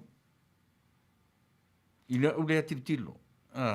Leanga o tangata nga ui mai le reproduction na whanau mani manawa. Ia, manai ar fisidi. E pe o tangata mua ia na tino ai whamanuia ngā le tua. Ia tama e tupu ma tupu ola ola. Ia ma whato tele ia tangata asia. Rena wa aire tu stala I temi na tu septala ramtanga. E len tangata le o le pāneta pe e sa vale noa. La o la au ma manu. E le utu e matangata ia e tō lua. E pule le fofuanga, pule I manu. Pule I mea uma, pule I al sami. Pe o inare tau tupu e whare tonu pe o me tato vai tau. O le whangaina o le tūlanga le tu spai. Mea uma al fofuanga la ua mai tangata le conquered. Conquered and control. E le fai e manu ma me va pena on vai e la tatu vai neva I tembi la wa tau nusa ke Amerita la lengol pa neta na a wa fer wa ia le il ta vale na sa ili pe o ini vai wa o vai ngala pa sa inisi e mata le vai e vai foi la il vai ngol fo fonga na vai le vai tu se le vai mane so e pe an vai atu o le whamtalanga o tala nei o le whatau toina o le whawai o le whaai o le tangata I saura elu malona whatua tua a whapela mose ere wa ve whamomo e le whaai e whatua tua o matau mose e leo vai whasai e nisi tele me whasai ntisi nai lo mai mose o ai kupito wa pe a vai e tātou tu whaitau le tala e a mose I tūlanga o le toina e le vai o lona soifua atoa o le mota o le tupu. Na ala na sola tamba ia ua whaari o na langona whaatangata la ele o te ese awa o ngā lontina o ia o le Peru ele o se aikupit. O ia trafisiri le. Ia. O tamata o Helen alu ngā ono lo whapea mai tusi or kenese. O la ufesili. Pe mata na plan e le atua le whaauso soina o atamuma eva. Mō lana master plan I le foa o le lalolangi. Manga ele. Whaftai. I le tofo-tofoina o iopuna I aisa tani ma le atua. I le tofo-tofoina o le whatuatua o no sai. O lana au au. Ia o onga o le life. Ia, ma le awa Mana ia le visili Helen. E te amata roi le atua. Ia o inga nāra whaingtana na tali. A wā tātou te whamtalaina le tua I mea o tātou I loa. Mea le tātou whaitau iei. Ai le mwhaion tātou I loa anto toa le tua. O mata o whātou tua e tātou sa ili ai le tua. A wā o whinangalo le tua ma e le mwhaia na. E tātou te loa to toa le tua lo na winga wa leo se tua. O mea ia tusi el tustalo kenesi. O mea lo tamu whai e te taina I tātou. E le aise mea na tupu fua. O lono winga tauna isa tala o le winga na rupu kenese Genesis as a beginning o le amatanga o le tangata o le amatanga o le angasala o le tangata ia o le amatanga o tūlanga whaingta o la o whengai mo le tangata o tūlanga le o mai o le oti le tangata o tuturi ese mai e tena ia ma tupu ai ia whale tonu le vā o tangata ma le tua pe vola le tala ia noa Ren fisili mai le whatonu pe o I leu toe amatai le whawhanga o toe tau whatonu tonu ai e le tua ala I ma whawhanga o tustala Pe va vento ya matan me le wa lo loto ar se mal mamau. Wa ta wa tu sia yopu. O le va ina e se va elu tanga le tu si pa ia. Le o yopu o le wisdom literature. Whaingatana mea whai atu e leo superfeta yopu pa e o le winga o le upu wisdom literature o mawhawhaunga o le poto o tangata mai ana mua o lo tau ave mai ki tonu o le tusi o yopu. Wa o le wheside na wheside a yopu o le mea tasi.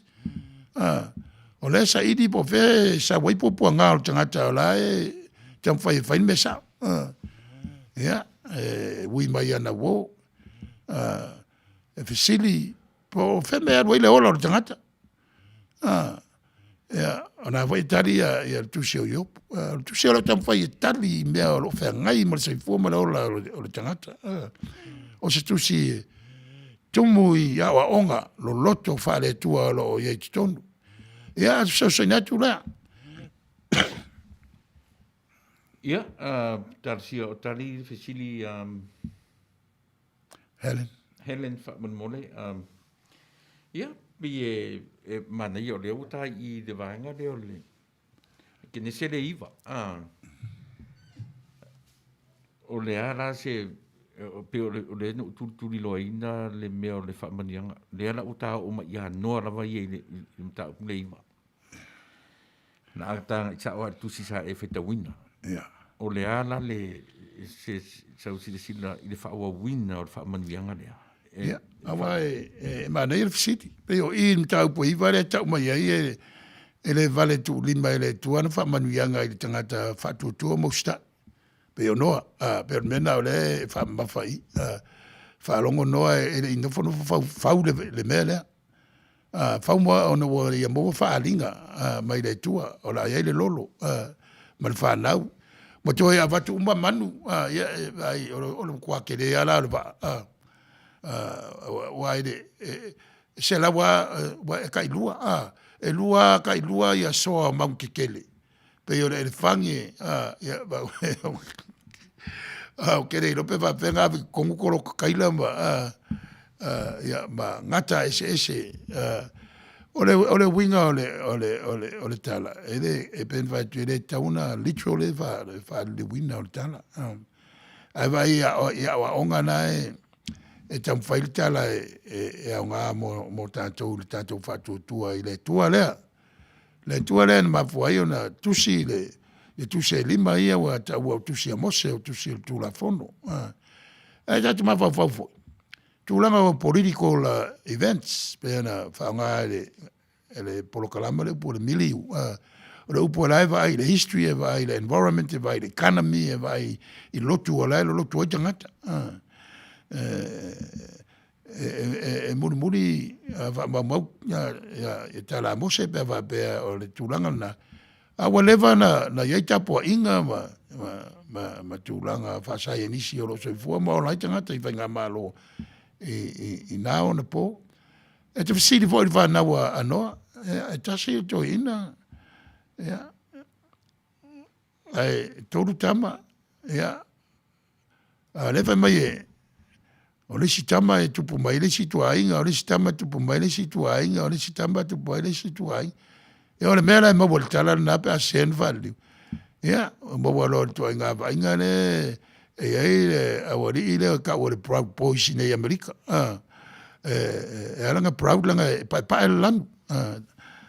Ia, o le toa inga mawhauwhaunga na, wa vai o lawa mai e vai nga o le lalangi na on po I tu nga tangata na ai el tana tangata papai o tangata ena o tangata uli ia ava ai la I tu langa o le economy o tangata ia man la ko social religious life on tato loa le nga le application o lai o tu o tala ia so na tu le malo faftai yang kanga melo la ia le vaenga o se nginga o le nua o le nua ia pe ona tanto va ia o le nua ia le o tam fai mai se vai fa sai nisi E ne o whamtara ina fōri tūlanga wā whaina i le fōwhanga. Awa awa pe tupu se tsunami aso nei, po se ngaru lolo. Ia, e tupu o se metele e melta ia aisa le pole matu mo saute ia lo fia lo malpaneta i le vai. Ai, o le vai ala anto o le tala o le nua. Mo tanto o e tonu le tua ma le tuspa ia. Ia, whengeng tuai ma le whengeng fōu. O le nua ia o lai whamanatu mai e le tūla fo ina e le tua le tangata ma le whauwhanga. O lo lata mai o teimia i lau vai e wha le au aonga wha le vā o le tua ma le whauwhanga ma le tangata. Teimia tau te vai nua, teimia te roi. Lata mai tere le tua o tātou e tere na mamau. Pe o le ngana nua pa ma vai atu ti munga ma me whapea. Ia saule nua, ia tātou mawhau lea i upo ato ina. O lo tau sufua ma le tātou wola, o lo tau au ina e le tua. Ia, mea nā tau te wapa, ai mantua. Ai leo stala vo i le mwhaion tātou analysinga pe talepe ina i se vai whasai anisi. E tātou te lomia whanui o niu ale tala. Ina ia tātou loa ai. Nei ai o lea lata mai le tua ia te oe mau e leo mamau. E ale na mamau a tātou whamtalanga isi teimi mo tātou winga. A o le tua ia e lata mai. Pe ona whamai Iesu e le tūlafo ina. Tātou o lo iei le ngang pa ia visosoa ni whamnatu mtai tātou teimi tātou te vai. Wa se per tangata. E le mwhaina e toi fo i tua na i whasao. Na o le tua e whasao whamangalo. E whausia lista ia fau. Marisi amtanga fau. Ia pe o le visosonetu na le tūlanga o le nua ma le whanaua anoa. I te lele lave na whanaua. O le tāua, o le tamta upu, e toi whaamatala me le soifua whatuatua. Io e ma le taritonu. Tātou te waai e tala ia. Awa o le si mea litro whaitau tala vo le i lono vainga Nautele. ia le vainga fa tangata whaitau. E au noa malama i le mawhauwhaunga le tustala, maltala. Ia vai, rei mai awara ia le ano Manuia isi toto. E au tātou o tangata tele tupe a visili mai a oka lau steak, Felei manian, but I've seen more at a waiter or the waitress. How do you want your steak? Medium rare, well done. E ki wārongo kua ko kele vai medium rare. Ola il toto. Rare.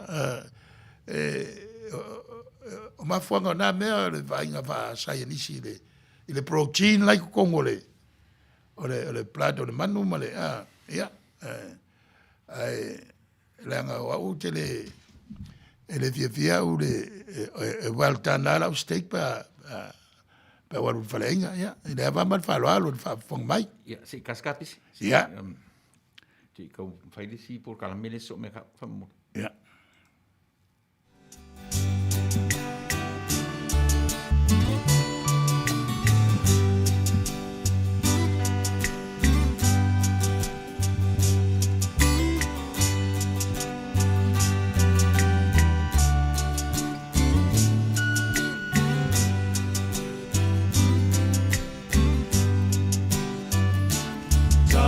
tu I ai nei le nganga toi fia te pai le mafutanga o e pele I le loto le nei ua vala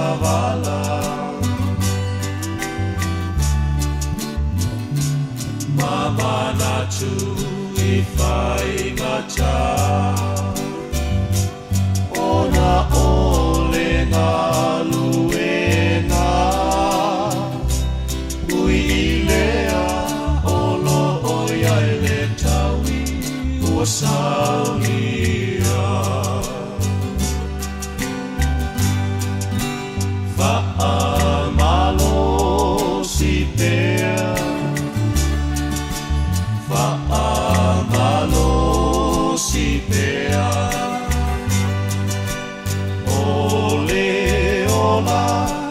whaavavau lo tau I lea.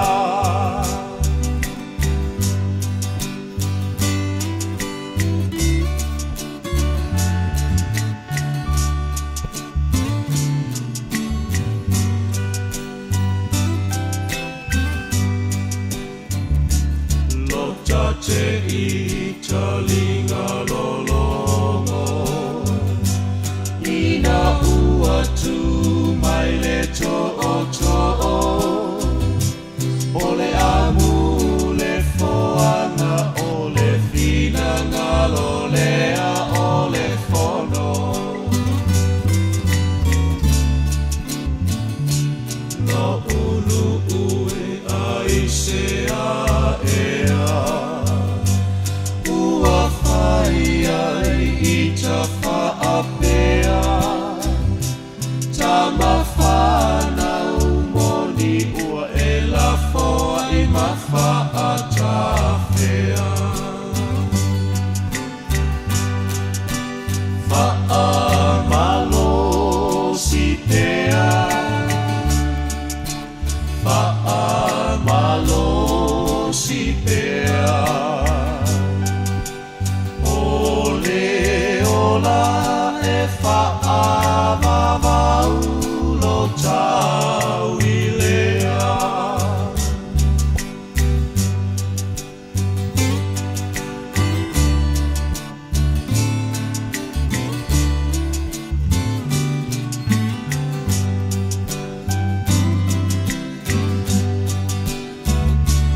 Ta pene ko fesi I ta I solo Se sale vieto ale loto A o Israelu a tatalo I aso fai soon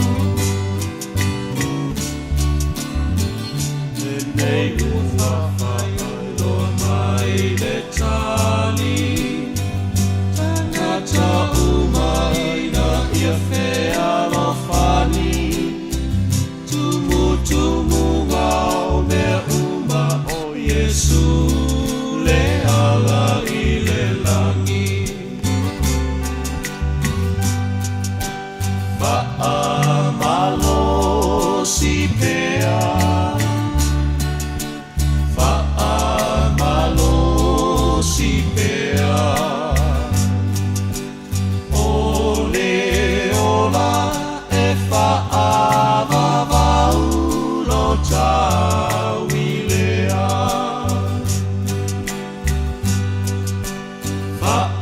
Whaamalo si pea Whaamalo si pea Ole ola e whaavavau lo tau I lea.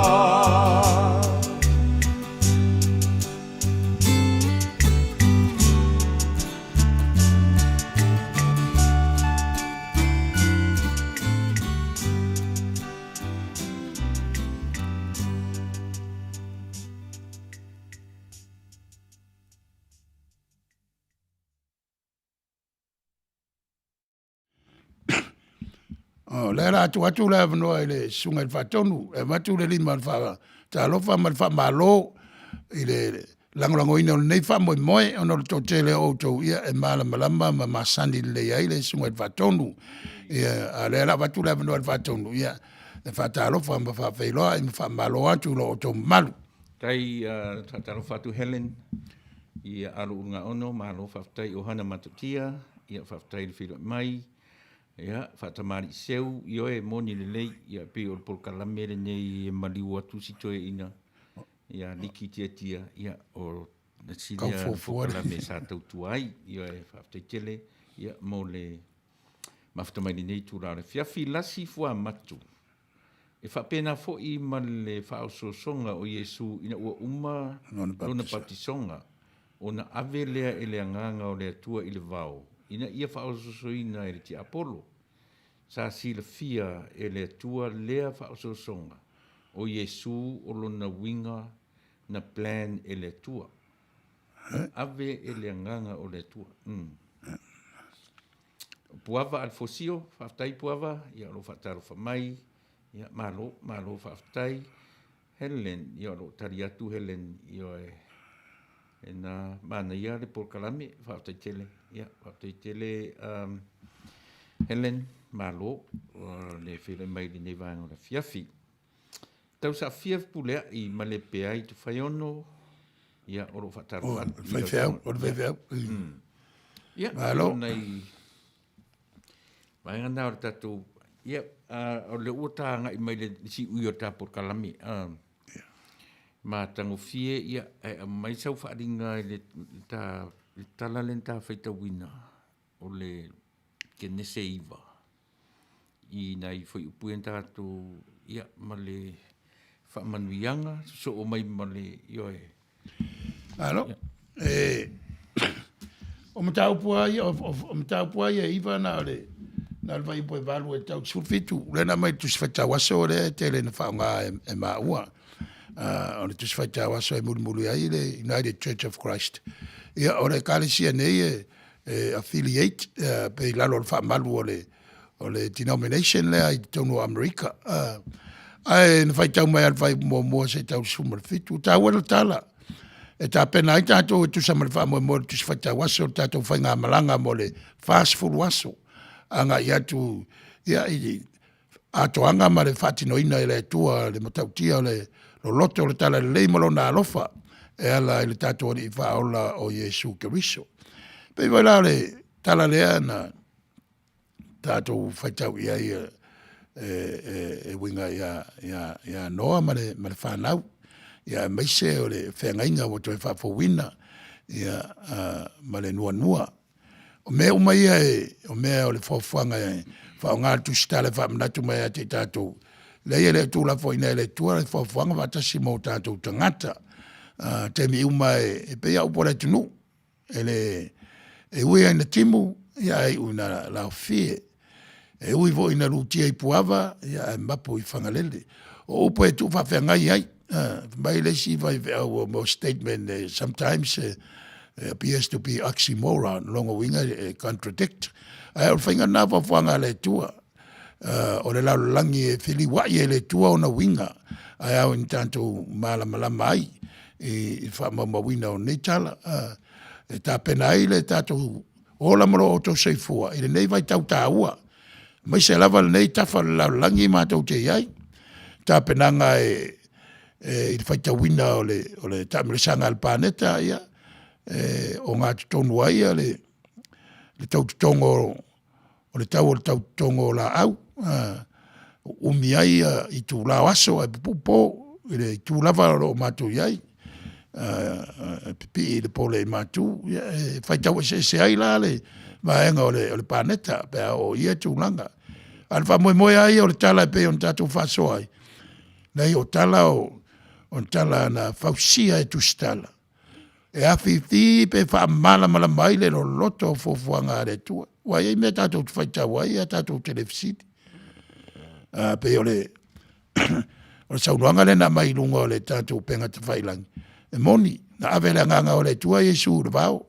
Whaasoso te Apollo, ia, fisiti. O fesa o te Apollo.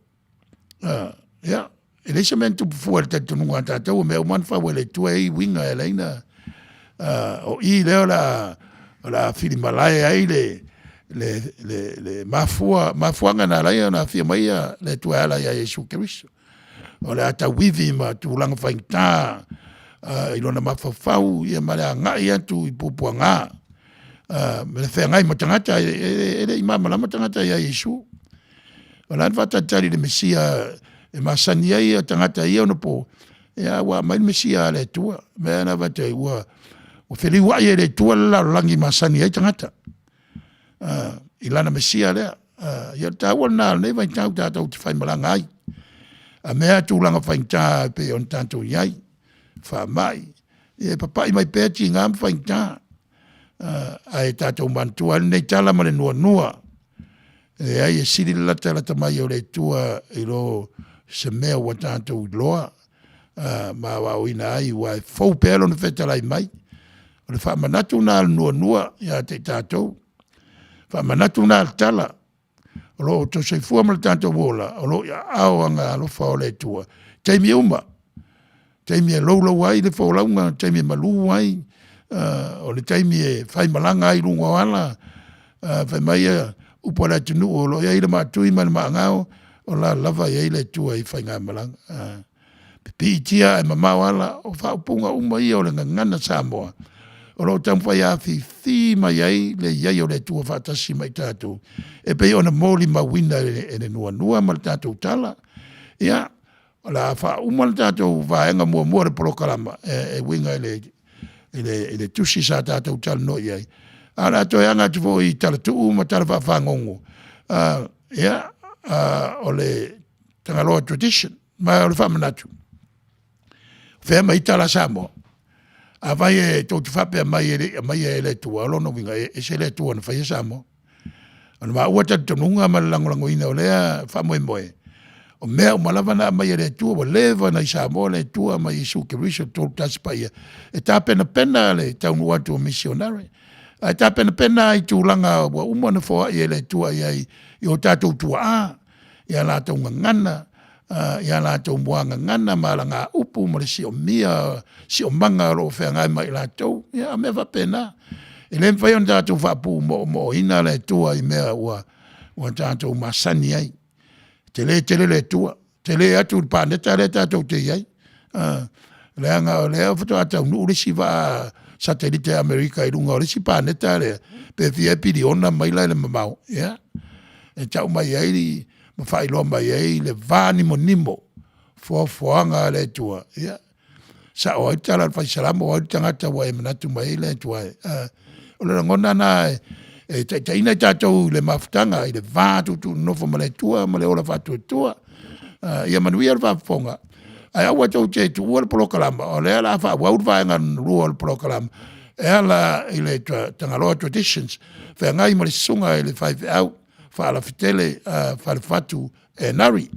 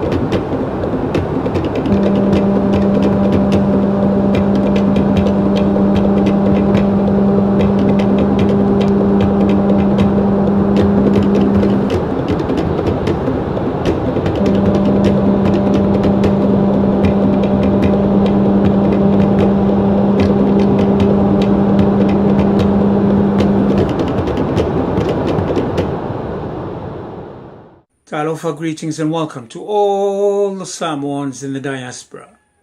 If you were born and raised in New Zealand, Australia, America, Europe, or wherever you were born and raised on the face of the planet, welcome to Tagaloa Tradition. Le whaasino manga a Tagaloa langi. Tagaloa Tradition is the program where we help those who have a limited knowledge of our Samoan culture. It's the program where we help those who speak very little Samoan.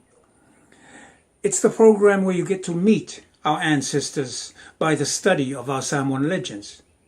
You'll see how they created Samoan words that formulated our Samoan language, the backbone of our Samoan culture. They believed that a good understanding of the language will give us a better understanding of our culture. And that's why we're speaking to you in English. It's for the sake of those who speak very little Samoan and a limited knowledge of our Samoan culture. But we hope that in the future, when we all could speak and understand Samoan, that this program will be brought to you in its entirety, i tātou ngangana Samoa.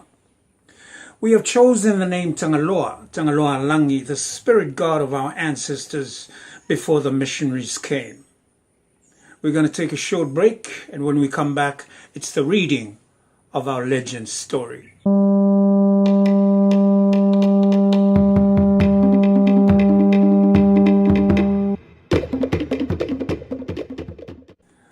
Welcome back. Our reading for this week is from the legend story entitled Sa'uma and Nono. Sa'uma ma Nono. The way of life of the people of the Pacific was focused on the planting of the soil and fishing of the oceans. And so it was with the people of Samoa. They would work on their plantations on dry land and would sail out to sea fishing for food. In those times, the Tuifiti family had 3 sons. They all lived happily together, and they grew to become strong young men serving their family. Each was allocated responsibility in their life of service to their father. Nono was given the task of fishing each day for seafood for their father's meal, while Sa'uma's plantation yielded abundance of banana, taro, yams, and other foods and vegetables. The youngest of the brothers was Lautala, and he was appointed to care for the residents and to attend the guests that may visit the Tuifiti. Each day, the young men attended to their individual tasks, mindful of their responsibilities and always mindful not to encroach or trespass on one another's territory. Upon completion of their tasks, each would rest, regardless whether the others had finished their work or not. One day before dawn, Sa'uma woke early and started making preparations to cater for his father's needs for the day. At the same time, Nono also set out to sea to go fishing. The younger brother, Lautala, also woke early to clean and prepare the residence. The brothers were all making preparations for the meeting of the Tuifiti and other chiefs of the village. Sa'uma was a fast worker. Before the sun appeared on the horizon, the food was covered and cooking in the umu. Lautala also worked hard cleaning house and preparing the ceremonial kava for the Tuifiti's important meeting. The brothers carried out their tasks with such efficiency that it became their way of life. Unless someone fell ill or an accident happened, would have prevented them from attending to their duties. But on that particular day, the sun began to climb across the sky, and the residents began to fill with the nobility of the village. The stable foods that had been cooked in the umu is starting to get cold, and still no sign of Nono. Nono still had not returned from sea. It was the usual custom that when a family or a chief host important guests, they would take great care and have much pride in the efficiency and the courtesy serving of the meals for the guests. On this particular day, however, Nono was late in returning with the fish for the meal. The reason for the delay was soon made known when the young man, Nono, was seen staggering home, carrying a huge fish on his back. And because of Nono's late arrival with the fish, the meal for the guests was served much later than had been expected. This was much to the embarrassment of the Tuifiti. He became angry, and he got angrier and angrier, and he turned into a rage when he saw what Nono was doing. Nono was rejoicing and proudly displaying his catch to the crowd that had gathered, mesmerized with how huge a fish he had caught. Tuifiti couldn't hold his rage anymore. He reached for his spear and threw it at his son. But almost as if a warning had been whispered to him, Nono threw himself on the ground as the sharp weapon just missed his head, saving his life. Alas, a labor of love had been rewarded with threatening danger. Nono did not waste any time. He threw the fish to the ground and started running, followed closely by his brother Sauma. They kept running and running and running, heading towards the most distant part of the island, lest their father should pursue them. As the brothers fled, they decided maybe it's best they should leave the island of Fiji and sail out to sea to find another island where they could settle. All their plans were made with great haste and secrecy as they prepared their boat for the long journey. Tagaloa, the spirit god that created the islands of the Pacific, whispered his instructions to the brothers of how to prepare their journey. Sauma and Nono, you must both swallow dry earth from your homeland of Fiji, and that will become your refuge. The brothers obeyed and did as Spirit God Tagaloa had told them. It was not only Tagaloa that felt sympathy for the boys. The spirits of Tuifiti, under the leadership of Salivao, were also touched by the plight of the two young men, and they all assisted in the preparation of their journey. Food, water, other useful items soon filled their boat. By the time they had completed all the preparations, the world was covered with the darkness of the night. The brothers talked with the spirit Salivao into the later hours of the night, and they felt more comforted and more encouraged. They both sighed, and to each other they said, "We are leaving this land to escape the fury and the wrath of our father. Nevertheless, we trust the spirits of our family will help us find a good place to settle." As the moon made her ascend into the sky, the ocean was like oil as it bathed in the sea of the moonlight. It was the still hours of the night, and all was quiet. Tagaloa looked down upon the brothers and told them, "You must now board your boat and row with all your might until you have passed the shallow waters and you have reached the deep oceans." The brothers headed out to sea, the gentle breeze of the night flapping the sails of their boat. The journey was one of mixed emotions and great sadness of leaving their home, their family. But also there was excitement with great expectations of what lay ahead. The journey from Fiji arrived in the islands of Samoa, and upon reaching the inlet between Upolu and Savaii, the brothers both spat out the earth they swallowed from their homeland on Fiji, and from it grew the islands of Manono and Apolima.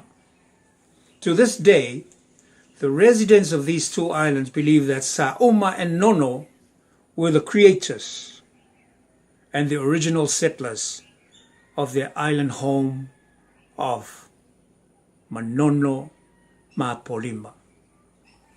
And that is our legend story for this week. We're going to take a short break. And when we return, it's time for our mentoring session.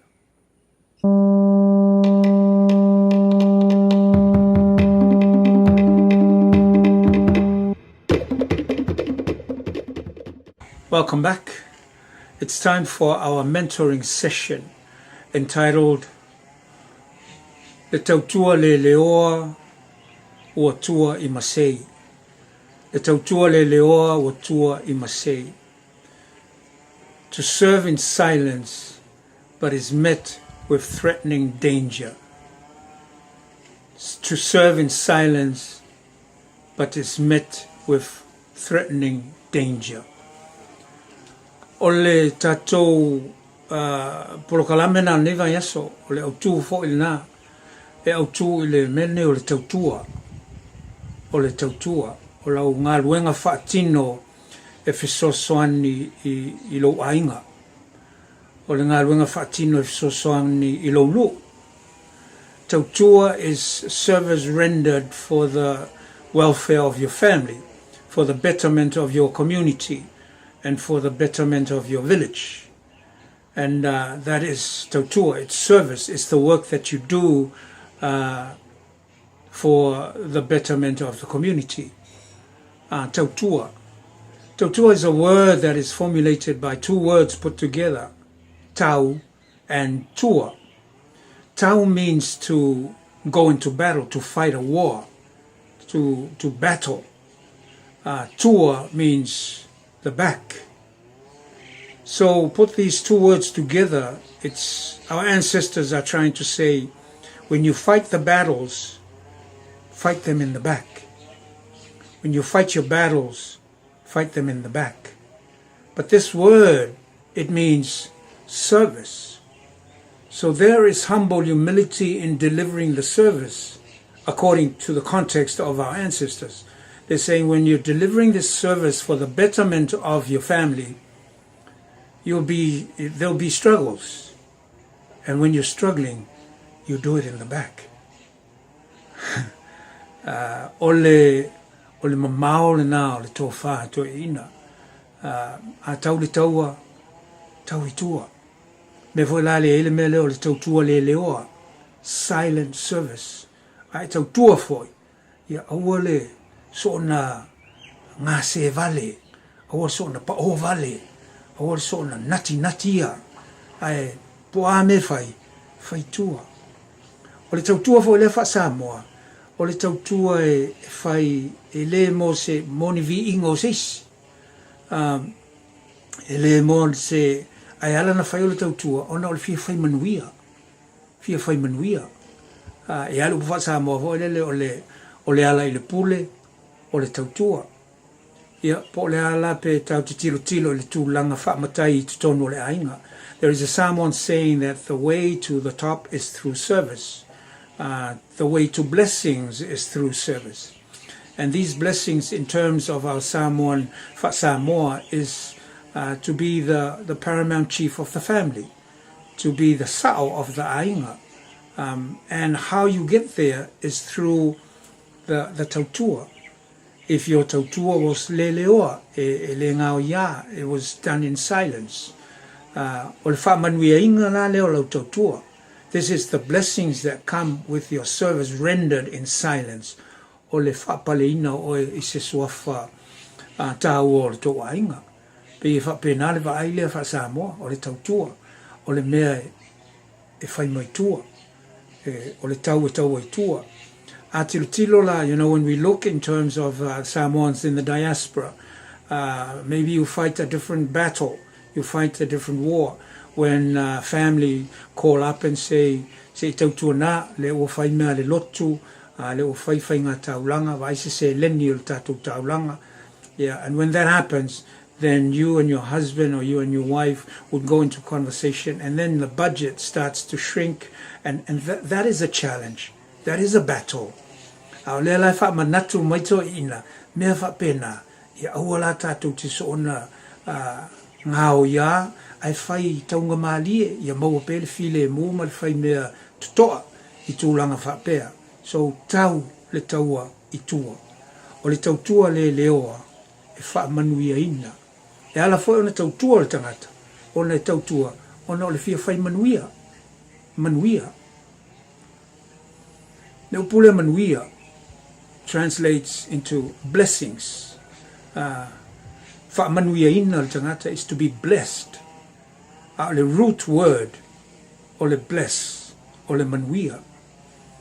According to Tagaloa tradition, manuia is a word formulated from two words put together. The first word is manu, the second word is ia, which is ia. And it's two words, manu, reflecting to all the things that we get from the land. And ia is ia, referring to all the things that we can extract from the ocean. Because in the old days, 30,000 years ago, 3,000 years ago, even as close as 100 years ago,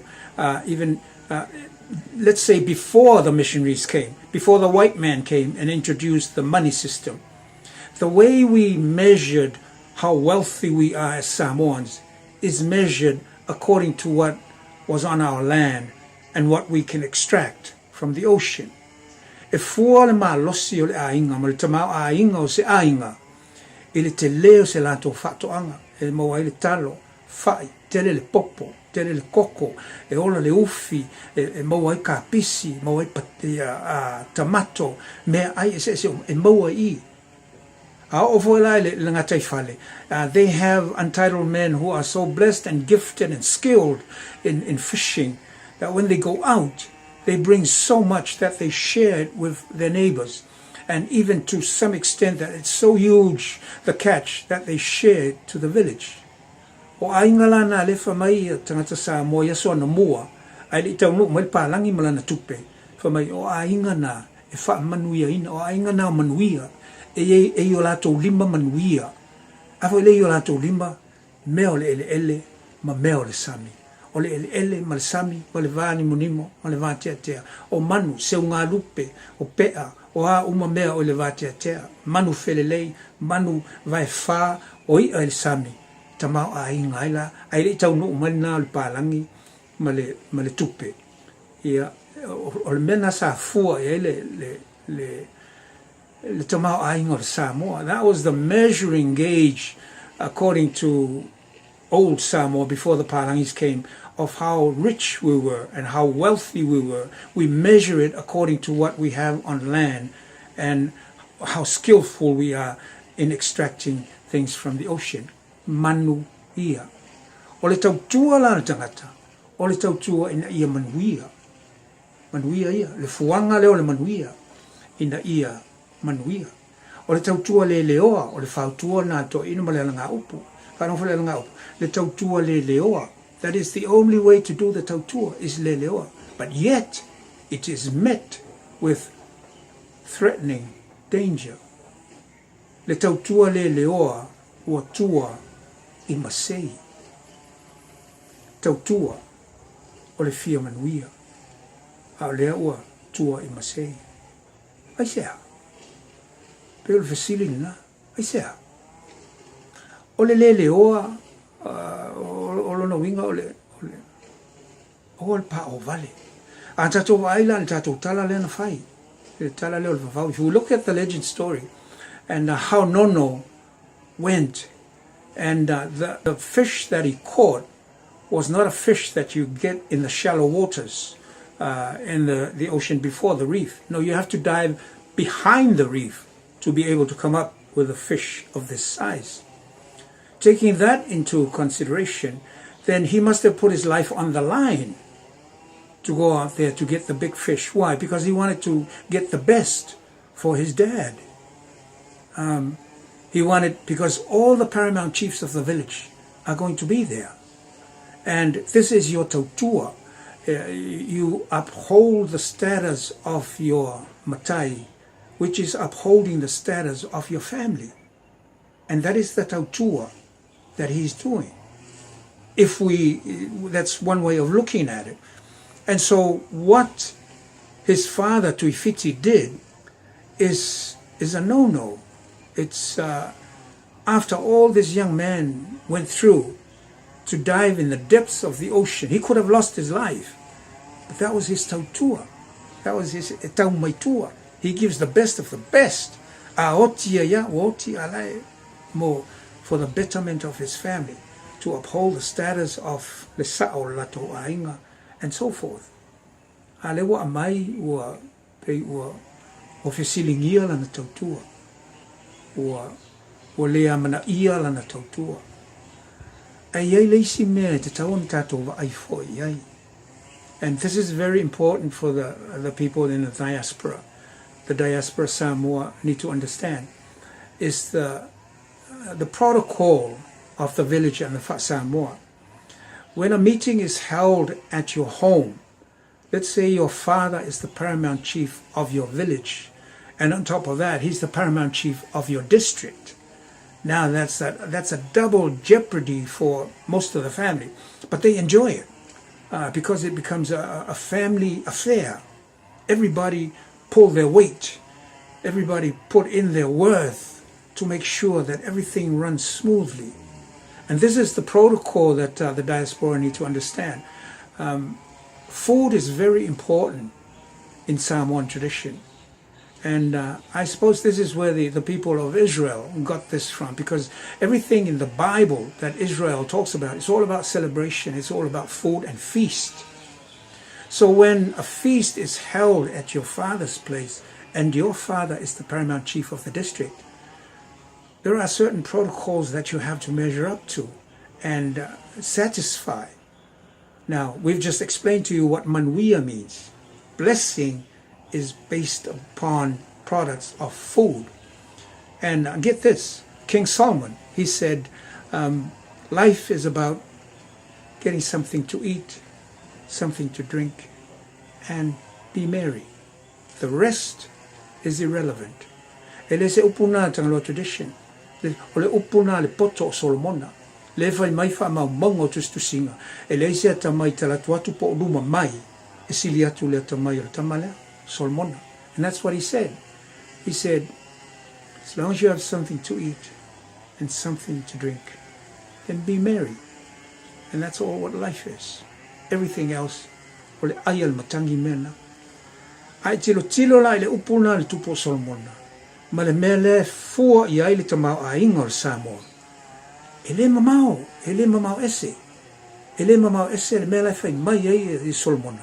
Ma le mea le ua lewa le soifua maola ai o tātou tua a. E fua i le tausami ma le taumafa. O le mea, why I'm raising this point is because now we're looking at the thing from a different angle. We've seen it from the point of view of Nonno.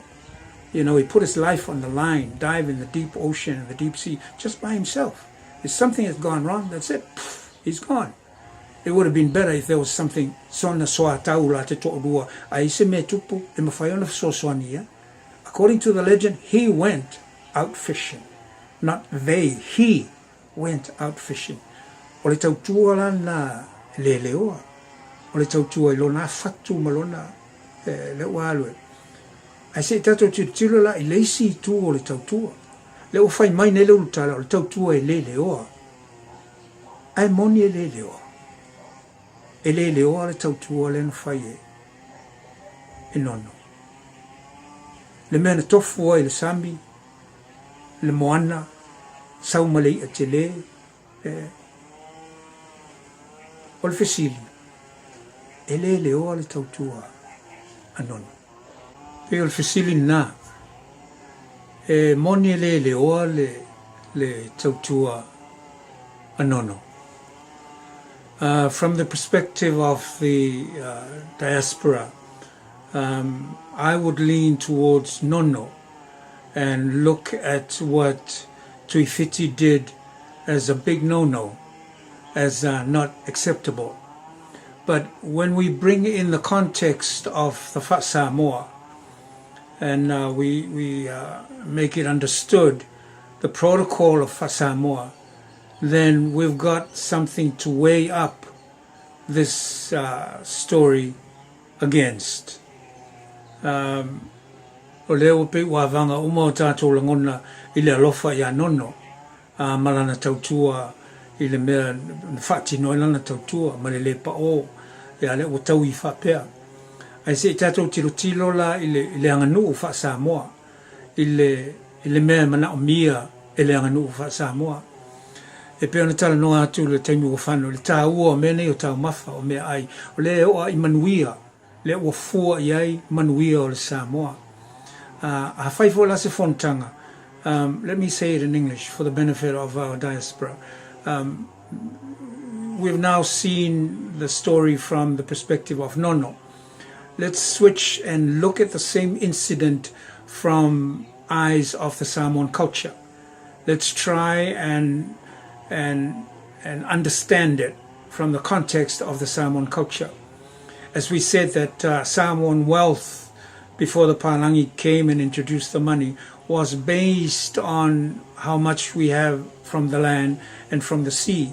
So it's, as King Solomon said, as long as you have something to eat and something to drink, be merry. And that's what life is all about.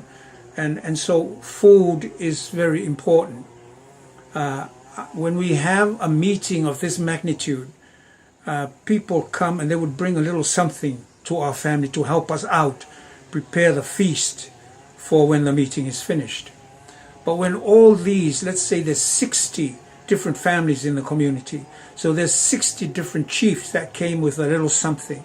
That 60 chiefs, their families prepared something for him to bring. The chief didn't come with it. Untitled men of their family would bring it to help out with our preparation.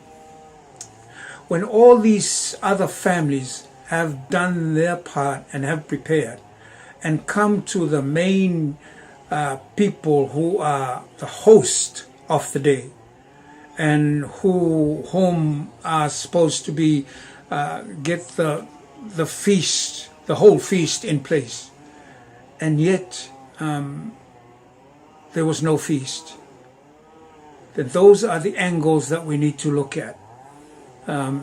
We need to look at what is needed. There's a little something that's coming from inside me. After living abroad for so long, for so many years, I can understand this Palangi sense coming inside of me saying, what he did is wrong. No, please, bear with me. Try to understand where our culture is. And please also understand that what we do is not to bring up these things for us to pass judgment on. Tagaloa tradition brings these things to enlighten you of how our ancestors lived. And then we try to understand why they did what they did.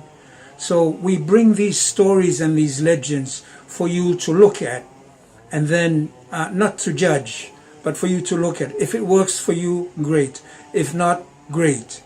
But let's not say that that is wrong and this is right. Because when I was living abroad, just like you, everything I looked at was with eyes of where I'm at. When I leave my house, I get in a car. I have to remember to turn off the air condition. See, we don't do that in Samoa.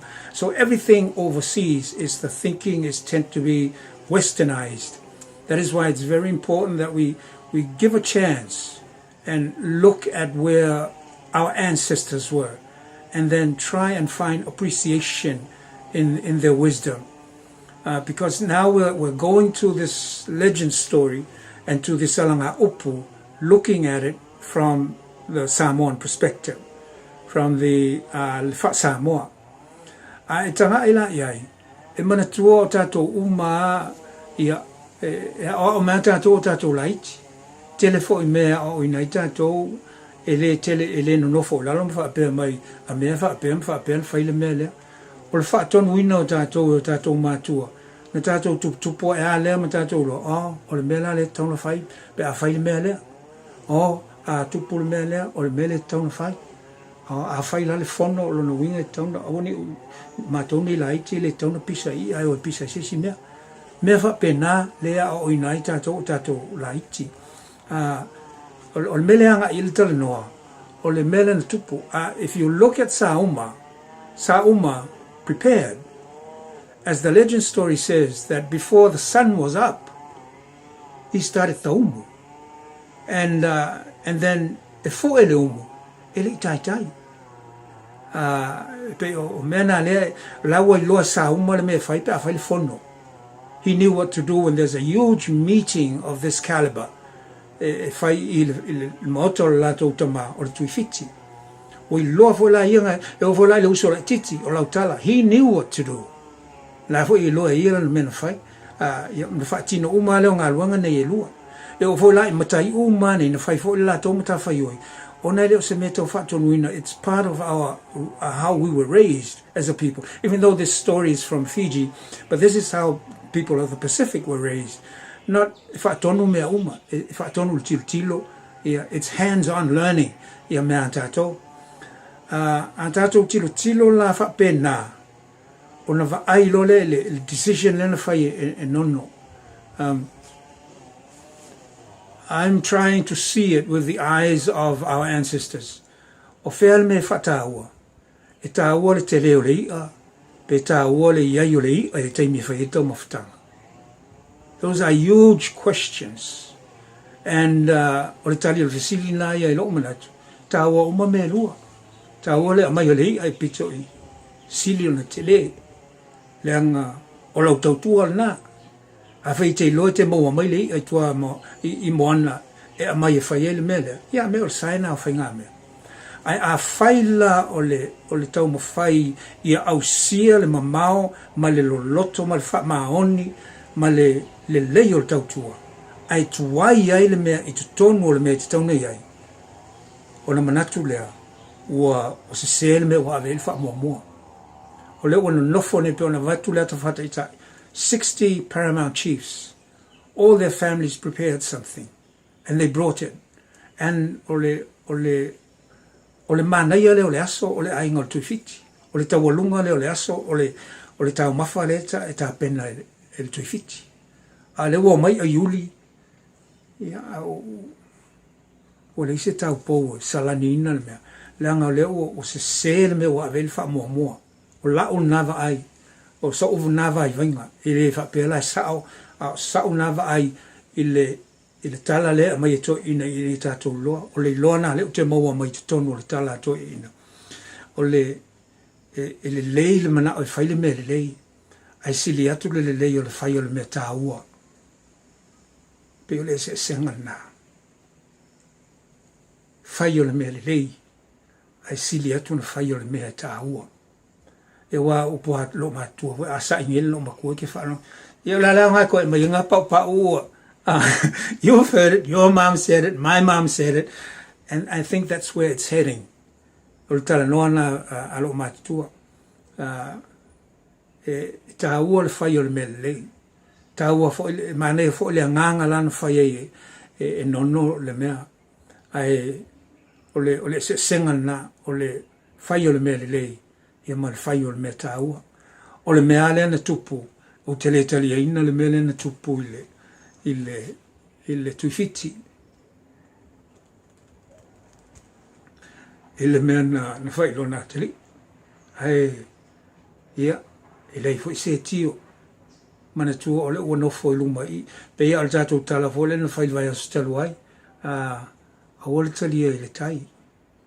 Se I soli le fali. Ia, o lea la pe u backfire le mea lea. O le ua o mai nei le fali. Ia, a o le stato, ua la ana nofol to ina malona mauti noa. Ua lava ta pena lana whana, ua lato loa le mea tauna whai. E le toi whai ese tala I mea ia. Ia e peita iane o nau o nono. Ia, o lea la o taun whai le mea le lei. Ia, ua ngaloa I te tau ana wha mua le mea I tāua. I lona taimi, ia malona tūlanga I te tonu o le tautonga o mea. O le iswai mele I te tonu o le tātou tala, o le mele o le tautua. Le wha pele tala, na ita le toa ina ua tuai mai le mea ai. A na wha sili na ita le toa ina ua wa ai atu. O la ua tū nono ma pe ua wha sino I ana o, I ala na ia le na maua. Le foi la famile tala pe o fo na wo mo pe o tau o yese anga fo o le mimita o nono ila na I alena na maua mai ai pe o le winga na le o le upu tautua e te fai au mea tua te le fai se mea ina I loa ai oe I le whaia se mea ina ia whavi i tangata ia te oe. A le mea te whaia e tau tua mo le leo le ainga. Remember when we're trying to do this service, all we're doing is to uphold the good name of our family, to uphold the status of whoever is sitting at the post of the paramount chief. And that's what this whole thing is about. And so sitting there in the Falefono and looking at the chiefs, and they all know the meal should have been served hours ago, and the food is getting cold and all this. And here he is, he sits there, and I suppose he ran out of things to say. He ran out of things to make it fun. And so, but when, I think the straw that broke the camel's back was when he looked out, and Nono now is like the peacock parading over his catch, and his friends are sort of patting him on the back, and he's wallowing in it. And that broke the camel's back, and that led to what he did with his son. Another thing about this story that I want to bring to your attention is the two boys ran off, but the young boy didn't run away with them. See, when the father hurled the spear, Nono took off. And the story, the legend says, immediately after, Sa'uma followed. So Nono started, Sa'uma followed, but Lautala didn't. And that's a very important part of the legend story. It's because Sa'uma lai lum huka, lai faile le me ai, faile umbu, Lautala le umu. Or Nono, he was out fishing. But Lautala was in the residence all the time, serving the beck and call of all the paramount chiefs in the house. So he's there. He heard the little murmurs and the little you know,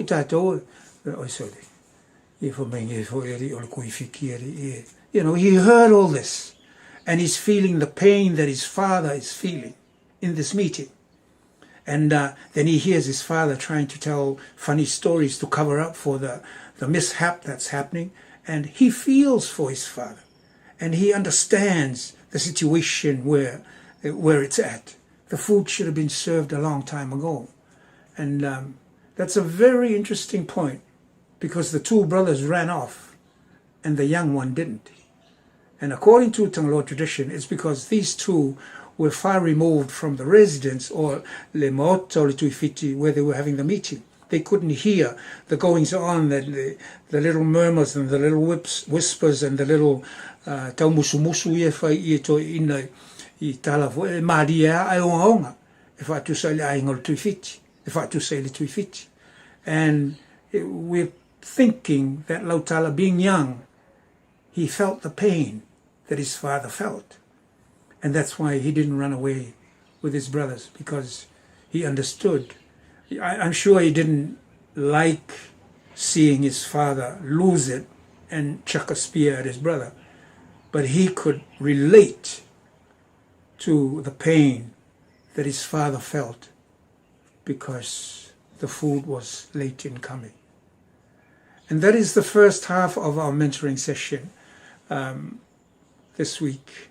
Next week we'll continue the same legend and the same story, but we'll continue till the end, and we'll look at Tagaloa Langi and the Spirit's participation in this legend story, and of course how Apolima and Manono were birthed out of this legend story.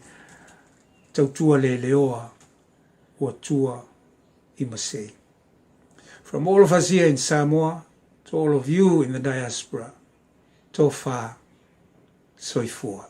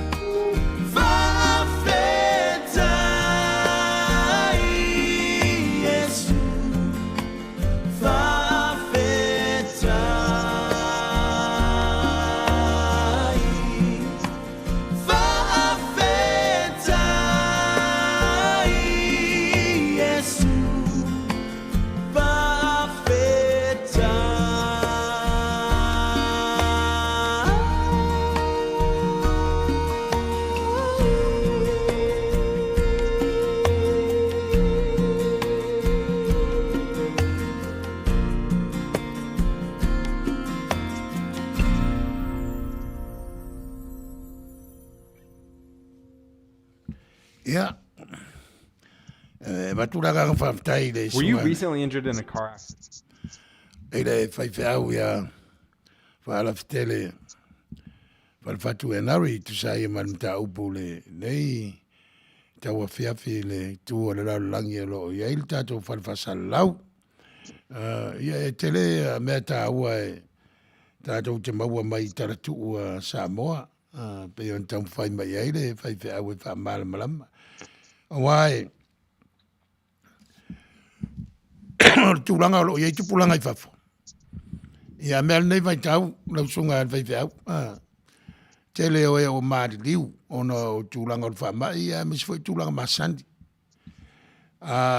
O tangata la fo ilea tā ua i tūlanga o le tātou no fo ai i American nei. Pela o California i saute. Te losa e maua mai fo ia whasalaunga o le tuol malo le sunga toina malo lo manu malo. Na sa tu ai to to asimuli o le whetelainga mai ia e o te roe te silafia ka pati le wa sua matai na mula ulu ia mar to tele lava e o ai i maliwo o tangata e ngā lue tonu e ka le siapa to fiti a kono a mai ai la unga e le avesea la ia tūlanga la ia whainta o fola sanga o le ngangana e a mai talatu ia o le tawana talatu ia ina ia whaalongo ia alama whanau o lo i whafo ia misi fo ia e mātutua e le i a veo la tau mawhau le tāua o talatu ia lo whausia i le ngangana ma winga lo loto le ngangana pe vo en matam fain mam ta upu mai kene se eiva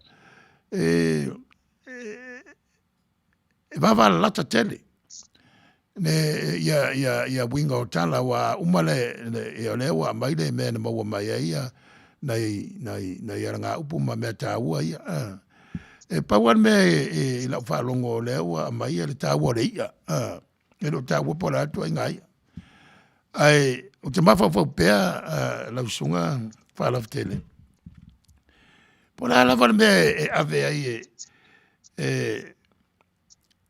tona ia le nu ia po ave ia me tele ia ivi sei tulo e tau mawhali te maali ia ave umale tula whale me tele ia ngase o le ia po le me tua alo foi po le alava e tau mawhali tula whale me tele ia ngase a me tele ia ivi ave te maali pe ia se tala tu o le tu langa ia sau si taimi whapopo atu ia le mana i upu ia pe o tau tua awai o lo tau tonunga e lo tau tala se taua o lo tau tala i le tapena ina o le Manuia e avatu tonu o le Faltele o lo o iaia i le matai ma o tapenanga i le pao matua tala le tuspai ia Maria Marita Malasalo sa whalina ainga ma ainga e mapu ia su ma tapena i lona Baba ia tu le aitele mal matang o fio Jerusalem. E se a faiva o Marita, e se faiva o Maria ia le ta ua mai po la nga luenga la salo sa vai tono la inga yo no yo tama ua na mai. Ia te masalo pe yo le li o le ainga pe tu le ngan samo. Ia pe yo nai manatu ia e fala utele ai le tano. Ala tu atu fa tonu. I tu langa o le kalama lo fanga ina i tala. Wa mana ia o ina ia. Ia le whaafonga mai o le tupulanga, ia ma le totero Samoa. Le pi mana ia pele, ave pele avanoa i tatu whai pepa. Ia. Mai i sono finangalo, ia, ona Falefatu. O lewa finangalo le whatonu e whaalafi e tuatu pele avanoa e te whaamala mai nai le tūlanga o le pepa, whaamala tiri e tūlanga o le pepa. Ia, maro, matai, e whatalo hat fo le malol. Tato whafonga nei vahenga o le aso, o nei fo ia fiafi. Ai, te tono na o manino ale, e watonga le pepa, e le sisi meo, o to e se mai le mena, tala no atuai. Ai, o le upu o le tau, ia, ele o le tau o le taua. E o le upu lau telefo, e tau whai, ele mo le meo le, when you face a challenge. E o le winga na le whaonga e to ino le upu o le tau. O le taula, le taua, but you're facing a challenge, that's your personal battle. I whapena le wingo le, a whailana whapena e ala i lau tau tuala, i se whawhita uli o mofea ngai i le whainga ngā luenga le tau tua ina, le matai po le ainga. I refa maila e te taula i tua, whaila lau struggle na i tua, e whaila overcoming of the hurdle i tua, e le whai runga i, e te mantu ta so le me se ara mali e o le parenting fa Samoa e so mai al parangi e tau ta mititi le na me la fai compliment the kids, let them know that they're doing good. Al fa Samoa mai o le e kalanga mikai ma kiri al valea. So you weigh those two fa penale se senga me le winga na le tau fa pena le se me fai na ia sa ili se vi ingo sisi po se ale me fai mo le leila o tele o le ainga fa haina la le uputau. It's not about fighting a battle, it's not about getting into a fight with anybody. O le tele le na o le vai to ina tu so ta mai mela ia fai na ita to le e la fa te ingala na avat mai ni se me fore le pe o vara o tunisa mo i nai Amerika, tau tua nā, vai, le vo whai tauranga i nei, e o amatel whai ngō tauranga, a mai se tupe whai te tātou tauranga. Ai mana tua la, nā fwoi o tau nai la, nā fwoi whai fwoi tau tauranga. And that's the struggle. O le tauranga e te tau ina, oe a ia ia oe, o le winga la le o le tau i luma, ai tau i tua. O le whaalongo mai a, o ia koe wala o mai fo la ai lo le i hapena. I se nganga fole le fai ma o so na pisa o fai ngol tau tua a le ia it's not o se taua po se mea whapena, but it's a symbol. It's a symbolic language. It might be referred in the middle when you're having a struggle with something. That's your war. That's your battle. When you're having an issue with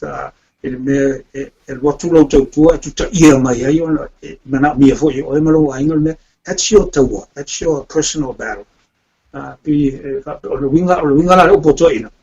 Tau tua. Ai whaia lau mea po le ala wan mea te whaia. Me hoi le o inga kau koa le ami o lou le wā. Ia ambol whanga.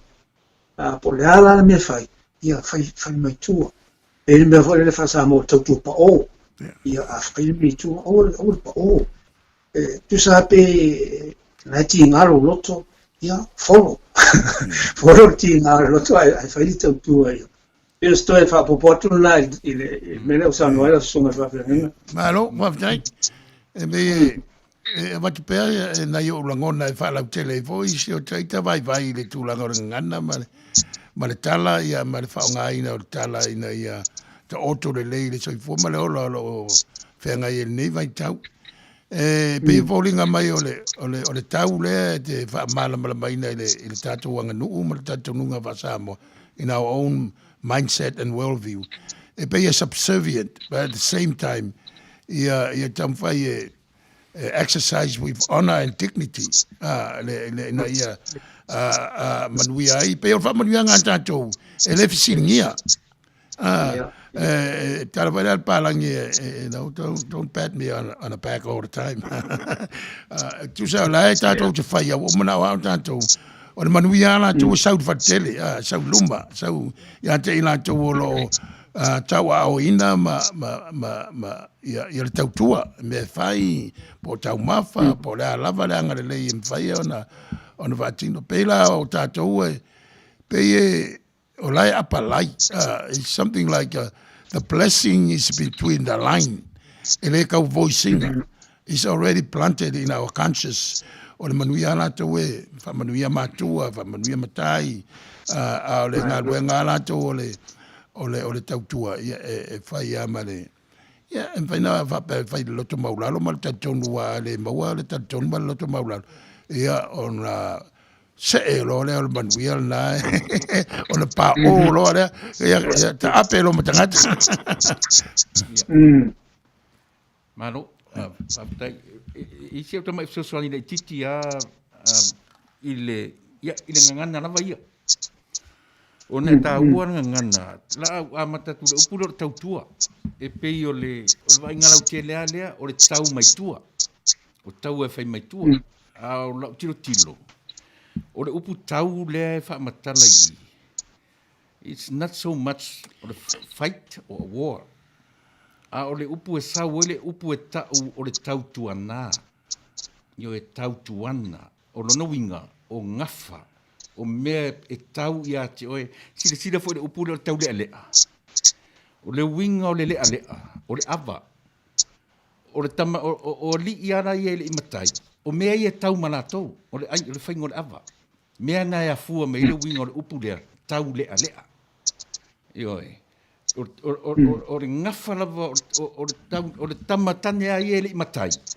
o lona le ngafa e ngafa ma le ava ma le lea o le lea o le singona ave le ava o le tangata tautua fo ila o faiva fo ila matiu te o tātou ele imatai o tua le ngafa o tātou tua I fea o le whaleo o tua I ai le whartele o le whaleo o tua I le umkuka pei e whapena luna whawinga ina e le o le ufo le a mea tau te tau mai lang ata tu sa ili le upu tau o le tangata pala ai e tau mai tua o le tangata tau ai o le fita e na te puipuia tangata o luma tangata tau fita e le make sense la pe au tatu whaamatalenga le tau ana I le mea lea a o le upu a le tau te whaamatala le upu lea o le tau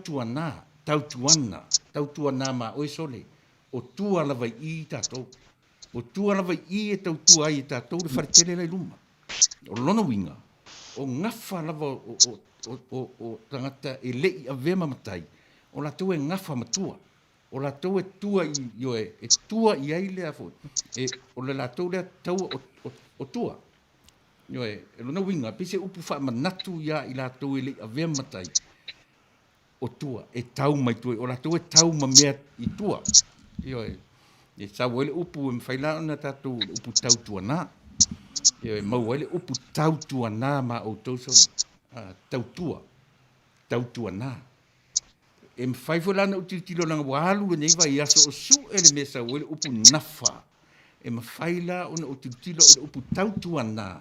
E mwhai ona sa o le upu tautua nafa. O le nafa fea ngai matamatai. E tā ua tele langa ngana. E langa i le mwhai o le fo lawa e au maia le upu manuia. Sila fo. A turi i fesili. Na o ia ma manu e manuia ai. Ioe. E whawhiwhea le tamao a inga o fua o whaeleleanga. I le maua se manuia ina. A whesili la whapena lau sunga le whaipepa. O nā whaina leo le mafunga. A o le upu aia manu. E se mena e tā uanga ngana. O le manu e a inga malingoa le utengo ai. Whetai ai. Ioe, upu na e lua na tu urole le prefix o le wha. Na e a fua le upu wha manu ma le wha whetai. Whetai ai manu. O whawhiwhea ona a inga upu ye lua. Langa e whamatala nga ngana i si o manga le tātou te olai. Ioe, o si o manga na o mai e le atua ia i tātou. E whausiani nga ngana. Pe ona o whai atu, o te le langonango ina, manu, maia. E mawari upu manuia. A o le upu manu. Ioe, po o whea lava e manatu kāta sa moe sa huai. O le wha moe moe o manu. E ave, i aila le ia lea. Manu e ave. E leni manu tau te teuina. O manu tau te whaasoa, e whaasafua. Manu wia. O wha moe moe rana, o manu nei e maua mai. Pe tau te maua mai a Tagaloa rangi, pe tau te maua mai le atua o Israelu o le atua o Samoa. O le wha moe moe o manu nei, e tufa. E whaasafua. E ave. E hoi, e le mwhai ono tātou whaaputu, manu wia. E a fua aila o na maua le upu lea. Manu wia. Ia pe o sa ulea. Alo. Alo, faso. E wati pea ia, ba manatu wha lau tele ai ele, tātou tanoanga. Wa le ai, pe ona e sau no manino lava, tūlanga o le pepa, i lau wha mala maina, o nai seu e watu le maua, a pito. Wai, pe o moe moe o nei tala i la u whalongolongo. E tele on tāua, o le si tāua. O le vale o tātou mo fiti. Wawana lata tele o Samoa pe o isi ia tala mai Manua, tala mai Tonga, tala mai Fiti, ia mai sima. Pe o i o loa mai ia le mafuanga i maua isi whamanuianga Samoa. O mea te tupu i isi atu motu ma le fisota inga. Wa helo te tununga, i longa i se mea tau o se Samoa, se lapa senere, tu ai al taimi nei, mai a pēr tātou vai tala whewa i a le Vas Pasifika. Levan whai usunga Tonga ma Samoa, e wa i Fiti, e po ringa, a mea motu ia, o Fiti ma Tonga ma tātou Samoa. Tere tala wawa lata e mai ia, isi mea tā ua o tātou lau ele, fisota inga. Pe o isi na winga ia awa ia i lau whalongolongo. E tā wai tala whapea, o le wha motu. Wha o motu, wha o tātou mawhiti, wha matonga. E mai in mafuanga ma le mea mo mai rea ngā upu ma le whaonga ina. Pe no vai atu. E wa sola. Kele fia ia pea o mila unga tia kono i tonu o po matai i mea o te whaeroa i aiva tātou nuwa. Fia alu mea pe ole me i wha ili ma pese masiva. Al taimila nei voi tu sai ole whaonga aina ele tua le whatau wa aure usoa. E pe ona nai ai. Ia, muta ua ia te aure i le ngangana. Ia ole si lea whalea onga o te mafutai le uso nei ta uso le whatonu ole nei ala leo. Ia wafutai. Ia le uso san mai le pepa. E whalau tele le iloa ma le tā ua o tala. Awa o le whaifolo sanga a te akono o matai foi. Pe no tā ua ia ka pati leo na mula ulu. le nei o te loa pe te mantua wa e wa tua no fa le o la iti na va ten ya mai sa va te le me la na te mantua mai vo le tato nu e ser mana yo la to forsang fa nga ino nga upu matala ia e tau na mama lamba po la me o po fermere alu ia le winga lo loto le wa mai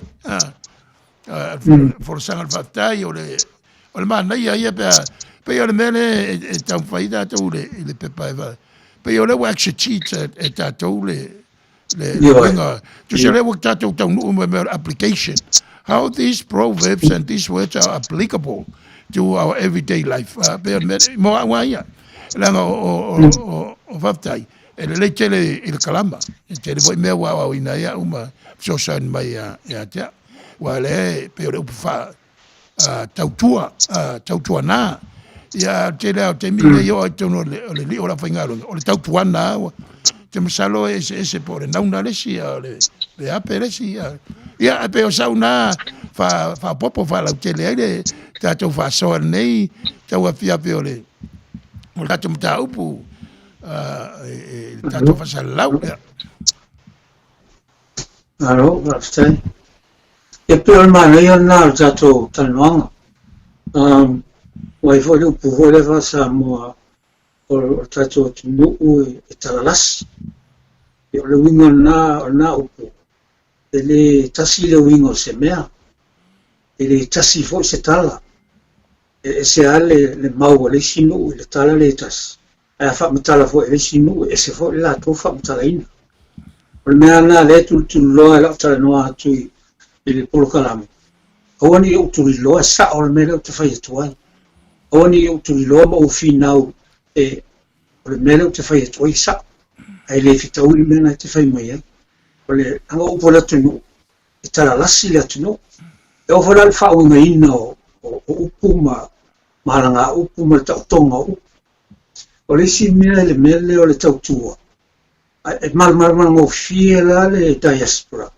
il mele fa maranga tu they can understand they can relate to the struggle as being a personal battle la maranga tanga la maranga a fail personal battle with issues rendering the service to your ainga. Ele fai la luma mel na fai tuo e fai foi a fai foi e fai leleo. I think they would understand that the simplicity of what the word brings out. Au te le fiarula tu langa vole io a mai le mai si upu e pi ai. Io msaro la onga na fai polisi tau sanga polisi lo tau sanga. O tau malama i simplicity o le upuma nana vai lua upu a mai lole se tūlanga i whaingo fiena a watu fo lalo manatu e lea watu fa pe a mea o le mea lea a mea lea e se winga fa pena ia te tonu fo tata noanga tau fa pena a tatu tala noa ia a mai se fina ngalo a watu se vai vainga ia on tatu palu fa atasi lea a ia mamao ia tia lo tala noa atu sa o mele te fai tu e va bene le winga a vai a mele o tatu o le tautua o le tau o tanata le tau i tu tau luma now what is the context now of the tau where say now you're talking about the literal sense of the word I'm on to they talking metaphors o le tau le tala no atoa the spirit of the warrior o le arti ngā le me e fai mai le matai e fai mai sa o le ainga fai you know on sa and that's your personal battle trying to fulfill your calling as a o le tau le serving i le matai le winga na fa ngai no le tau it's a battle it's a struggle metaphorical, and the literal sense of the word.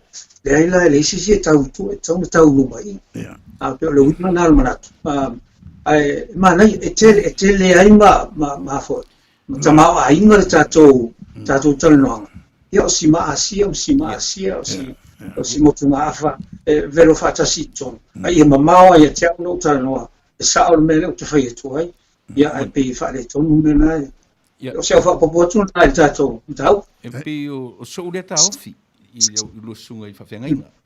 It's more like a reminder. Le upu tau le whaongai I. So it's a reminder for us. When we serve from the back.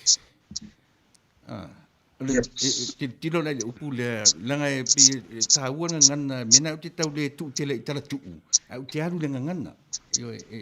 E whaingofiena malama moa ura vaia. Na fu mana ia le lua ma ai oe tama le ma tenye o tau e tau martua I o tau e tau mar whanganga o le alu winga o le tau le whamata e remind ya latu o latu tiute ma whaiva te sa ili le upu le o le tau le lea na whamatala mai le ia tātou le winga o le ale upu le lea o le lea e whaasino I le ava o ai e tau ma le lea I le tui na o le ava Ioe, man ta pena ino le ama. O tangata I le matai. O la tauna I tau man mea le afua I upa Samoa. Tau le alea. So e whaingofia ia te unga ngana. Nei lo tartu. Ioe. A o fo ila ina sa ili manono ma apurima. O aina tu ua le mena ina. E afua me le upu tu. Ioe. E muri tofi e tangata. Aina mua tu. O aina tu ua. O le fisiri tele lana tatu te tilo iai. Aro. Vatu pea lau fa popo. O lau fa popo e vatu le vainga fa le tuspaia fa tusinga a isi atu nu fa tusa ia tatou fa maunga ma. Wa so se upu a elo le ngafa o upu. Ia ilo na amtanga ia ilo na whanga ina e lasi voi whanga ina upu. Pe va tu spaia. Silvia e la sunga le. Al venga e tu si pene. Lectionary tato geo e sa ili le origin o lopu. Pe sa va faire fa nga ele yo fi mal tu spaia. E pe va la o tala o le tu spaia. Il va inga le e lasi ele tasi e o ele au. Ele tasi tu stala. Ai fo a upo tu stala. Il taimi sa tale fea unga malona a silafia male loa ona mai le tun ole winga la o la famtalanga e peivola mata upuia tate tala noina e fa la tele ma fa loto a tili ai e voi le vai le tuspaia ona o e pe o ile sa ile le kalama sa o ile manatu oisi me foi la foi nga ruenga per silfia le ngana le sa fa li wina mai mi se o tele upu u faintana ma la mai tu pulanga so nei vangana o polo kalama va pe e to foi tua sa ile mai le amtanga le tasi se version le winga na la tela pe va tu spaia e le tasi se source e le tasi se version e le tasi se va inga I so stala e bero vai tu e mania le approach for ya faftai the origin or the upu ma vai no upu e sa voi o awai o Samoa ia tatuola I le mesa wai le tala le source moro na winga multiple levels multiple sources so we have to remain open-minded. How can we take advantage of all these different sources and explanation to empower and reach our own life today and going forward? O mena mana ia ile tanoanga. Ona ele o ya upo whaonga tupulanga ne yas. Ele o tu o ting pusa ia le manatu. O le a mai fafo. Sia be o lo na vai inga ai o le fianga tu sai male mta upo mtal noanga ia ma fa lo ai la fa fonga alo sai ole ia o manai ra le mea e pe o le nga upo le fa pe o le tau le o au tu ai masei o nala era fi mai na le sa o lo nga o le nga e se tau na fa pe o le tau le o ia e tua I Manuia. A leo wale e tua I Manuia. O le tilo la ina mele tupu I. E mawhai on tati tilo ela for the understanding of the diaspora. so they would get an understanding of how we were raised in Samoa. Now, most of the diaspora would have been raised in New Zealand, Australia, and abroad. And so they hear these stories, but they haven't experienced it.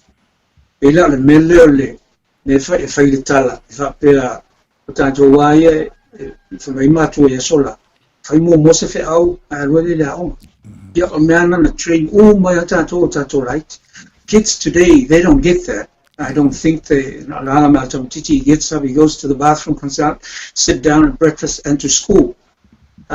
O le mela le mafaina fitilo il diaspora. Il mela na fai il tuifit. Ai fa per diaspora. Ya la mela ai tai ora na fai le. Al mela o waitai le tuifit. Le tama. Ona o le mela le fatu a fai le. Ile fatu a fai lo se fono. This is not the first time a meeting has been held at the residence of the Tuifiti. As you can see, Sauma got up early and did his bit. He knows what to do. And Lautala got up and did what he did. So when we look at it and we say, should give him a chance, but this is a big occasion. The nobility of the village are turning up.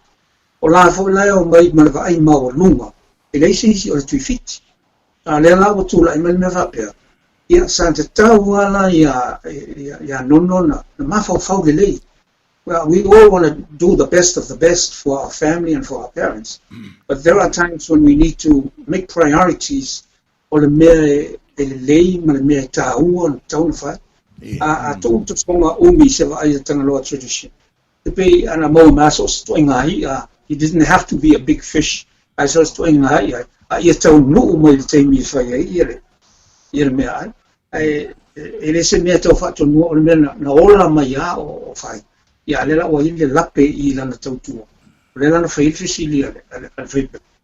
Ole e mo ila le o al tautua. Langa ava ai lo loto samina alu ye. Te lele al saumai. Ele se tama tautua le. But there are things attached to this tautua that we need to take into account. Le mela le o tuai mai na sau. Le o no fo wa ile lu le vana tali ngali lu tulanga vapena.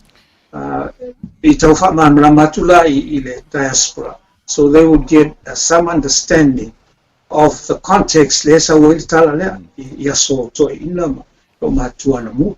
Ya, stoi wha apu matula. Wha te tele le sungele. Mana ia mai ngai ai foi. But ia te ua ia so fo tilo ia ile nga upu le what is fit a ko le purpose o me o tautua le tautua le fia matai. Nanga iei me ta ure tautua fia matai, ia ma tautua pa o.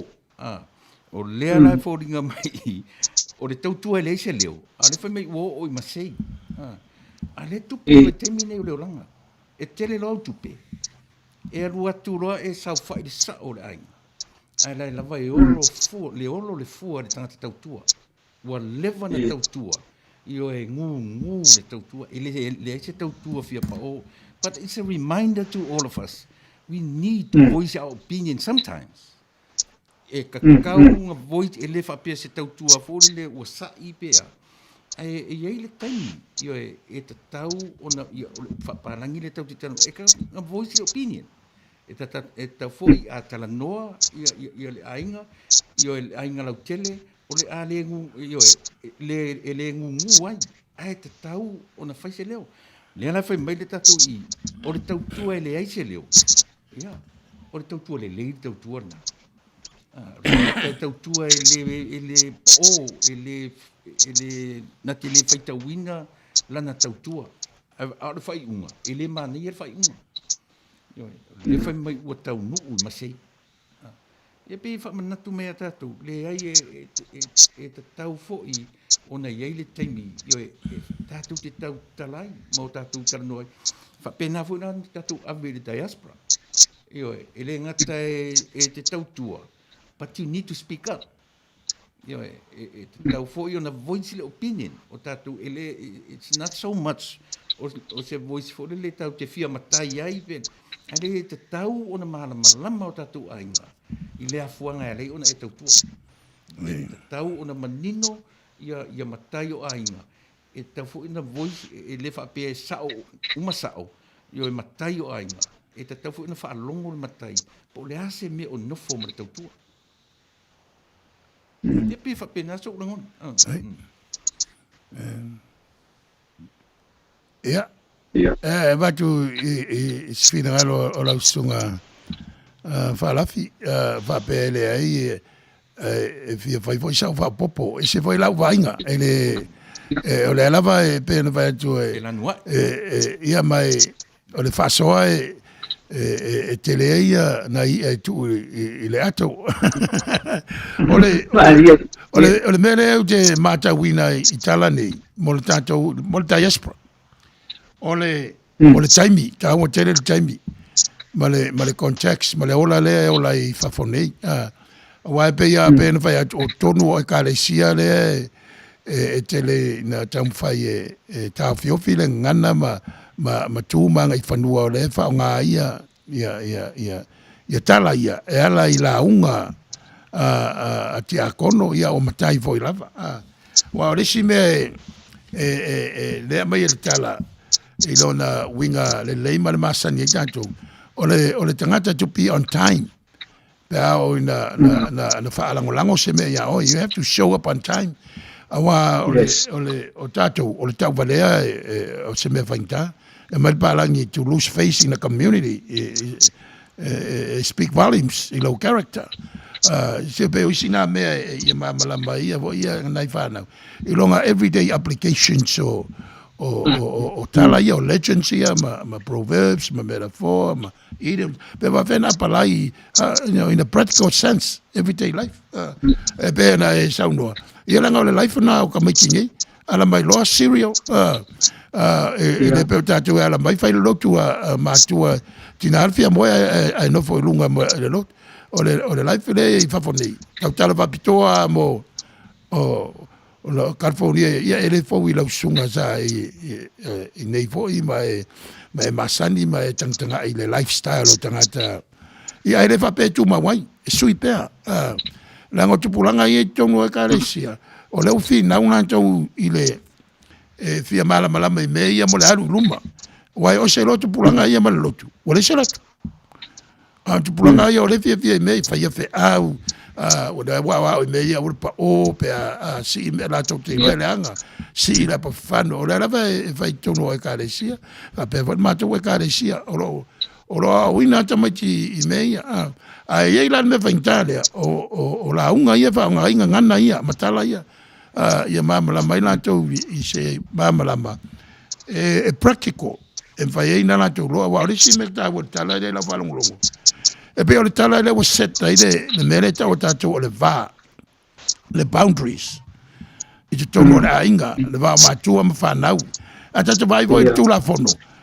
O mea na vā o le tua, ma lana fofoanga ma le tangata i se o mai foi le vā o whanau ma mātua vā ma le tua oi e pei o i le wa seta i le tala lea ia le boundaries i tu tonu o le maota o se tupu o se tangata tā ua le tui fiti ma lana whanau ma application wa umanga appointed ai le tangata i ana matawhai oi they have to uphold it, exercise it ia malama le boundaries le was set malama awange I lose face le tupu awange I ka valer kupu I langa upu ma longa technique team longa malu I luma o subjects e be o la una approach le tala ma la vai awai ma na ia vai a tuila e para kalama lea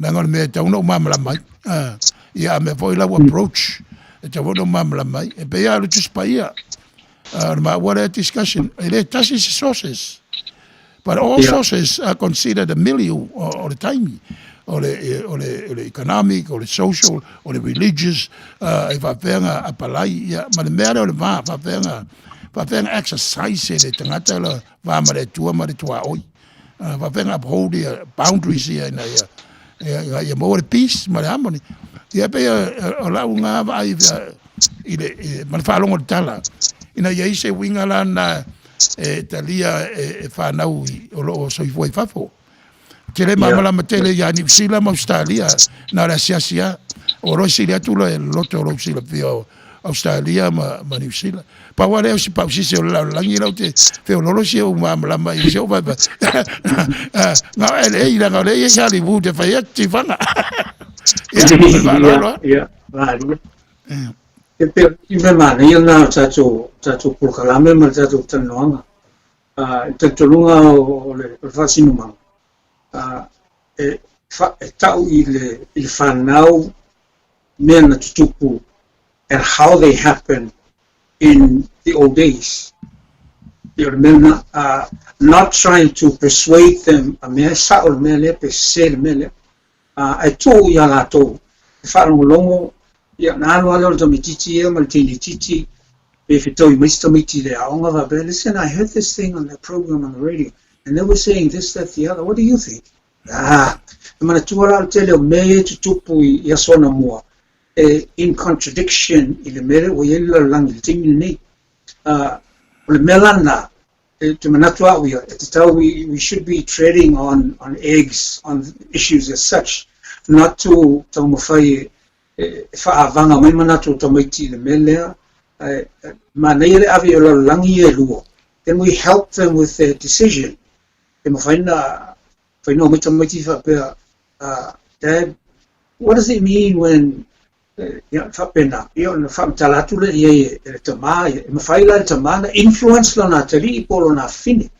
but far from us to do that.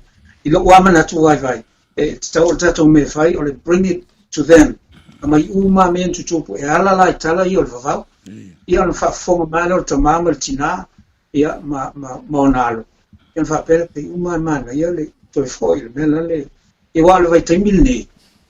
Little venting, you're airing your differences. Lawo yele le tell me le ayat tau. Ya le fola we ne ayat tau le fai mayele le ma portina. Ya mai for manatul, automatiti maltintit. Mantuala fa sa moi le fatanga ina le tulanga na o meana tau na mai luma. Ya ona talanoale automatiti malana peer group. My father would never me or sola sole. It is in the Kakualeo, and let them play with it. And they would go and ask their mom and dad, why did you do that? Why did you? Looking, I'm a and then let the mom and dad explain. Let them influence within the household.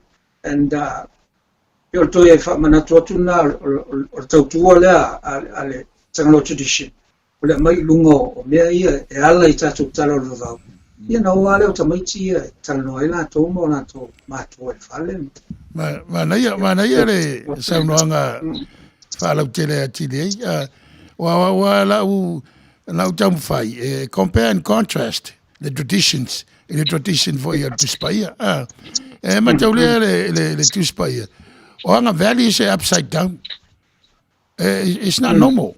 Whatever vatantari se Mesia sa Yesu. O so se fa legal Mesia le quale karia kai ole. O le karia le kusi upu farsaio le karia ka nguanga ese langa style. Opposite. Ole winga la tala. Ele secret. Traditions. Onga deep value. E suil kaimi.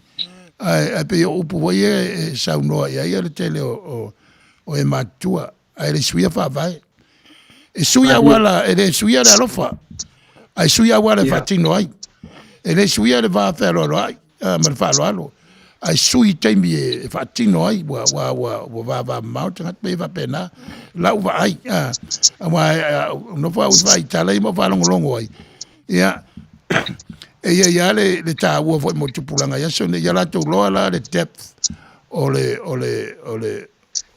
essence o nga to spa ya mo traditions a sweet time ya values nga se passes time to mbawe le fainga we can play with it but you know the essence of that value remains pe voilà le to spa pa me ya la Tagaloa fatus tu sa tus pa onga ole fainga lea wa mai el fengeng fo le malo male ma Yesu wakua fully le tua le wildlife e fatino ai.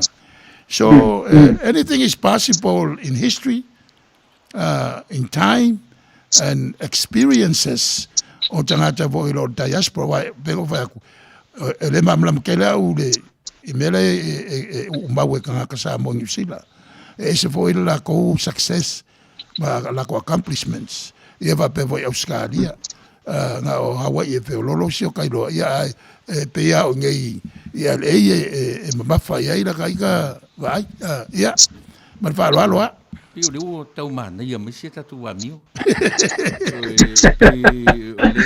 mai lau sunga le mai lau sunga se pulona le vai fartu spa ia. Au mai le sunga ia Falefatu le vai fa le traditions. Tatu ai ola uava ai on ngana. Kalama. Tau te tala no lola le mele o le peo au mai se pulona le mele le va sacred space. Tau te tala noa le sacred space e o lua ma le upula tatu tala noa i le tua oi. O le vāla na o le vai sa uma, ma nono, ma nau tala. Le are mea nasa ilina, o le vā. Io e po sacred space le tau te... O le a fuila le me tau te tano fo le vā, o le vai le sa o le upu tua oi. O tua, o i, e wheiroa i e tatu. Le aise teimi e lumai, le wingara na uputua oi neighbor i le tatunga ngana. O tua o i e le uputua oi. O tua o i e vai tatu. E su e ai le vasanga lea. E mau ai le whirua inga le lei e le sa iria i luma. O tua e te pena ai no tatu mafole. E peo sa utosanina tatu tau. Ale, aftai. Eu te valorina le mela usa no ai e faftai leu tau feololo stato mea ole tispaia e lo sunga fafenga ngana e patono ia se vai venga va tu Samoan tu fatasi me ia no ma ia te lea platform e ta alwel aspra ma faina o le tispaia ma faina o ngana ma faina o I told I bet you, they will do a better job than you and me put together.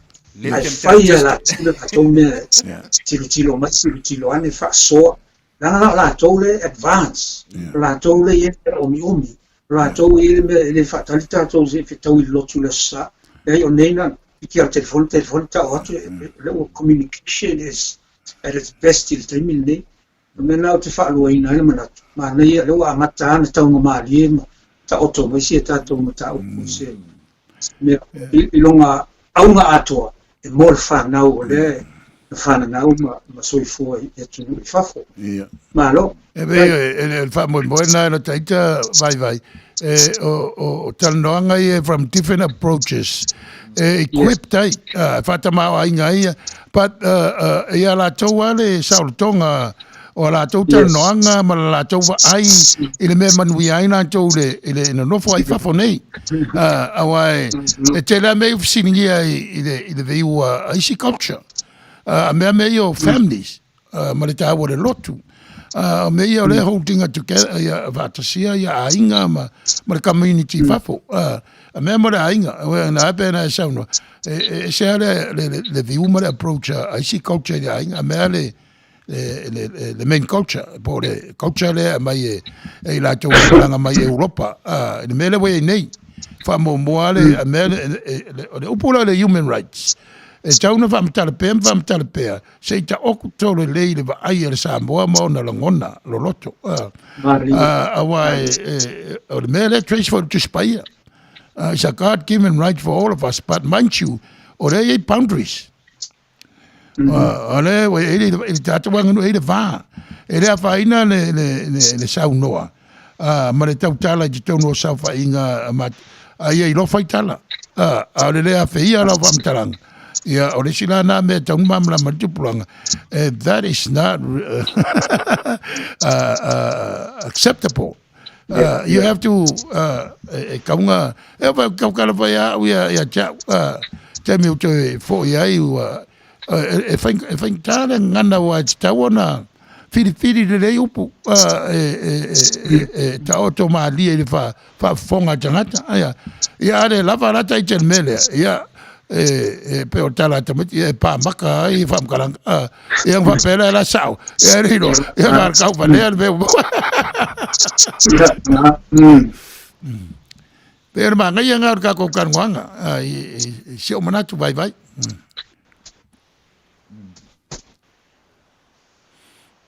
se le pese le ngalo ni tau le ngota alo yo faiva msalo yo silsila yai le pese la alo yo faiva so le pese la pese mini opera mai le amatanga se yo ol fa i ungol pese ato yo fo la le po inole o le video o le pese.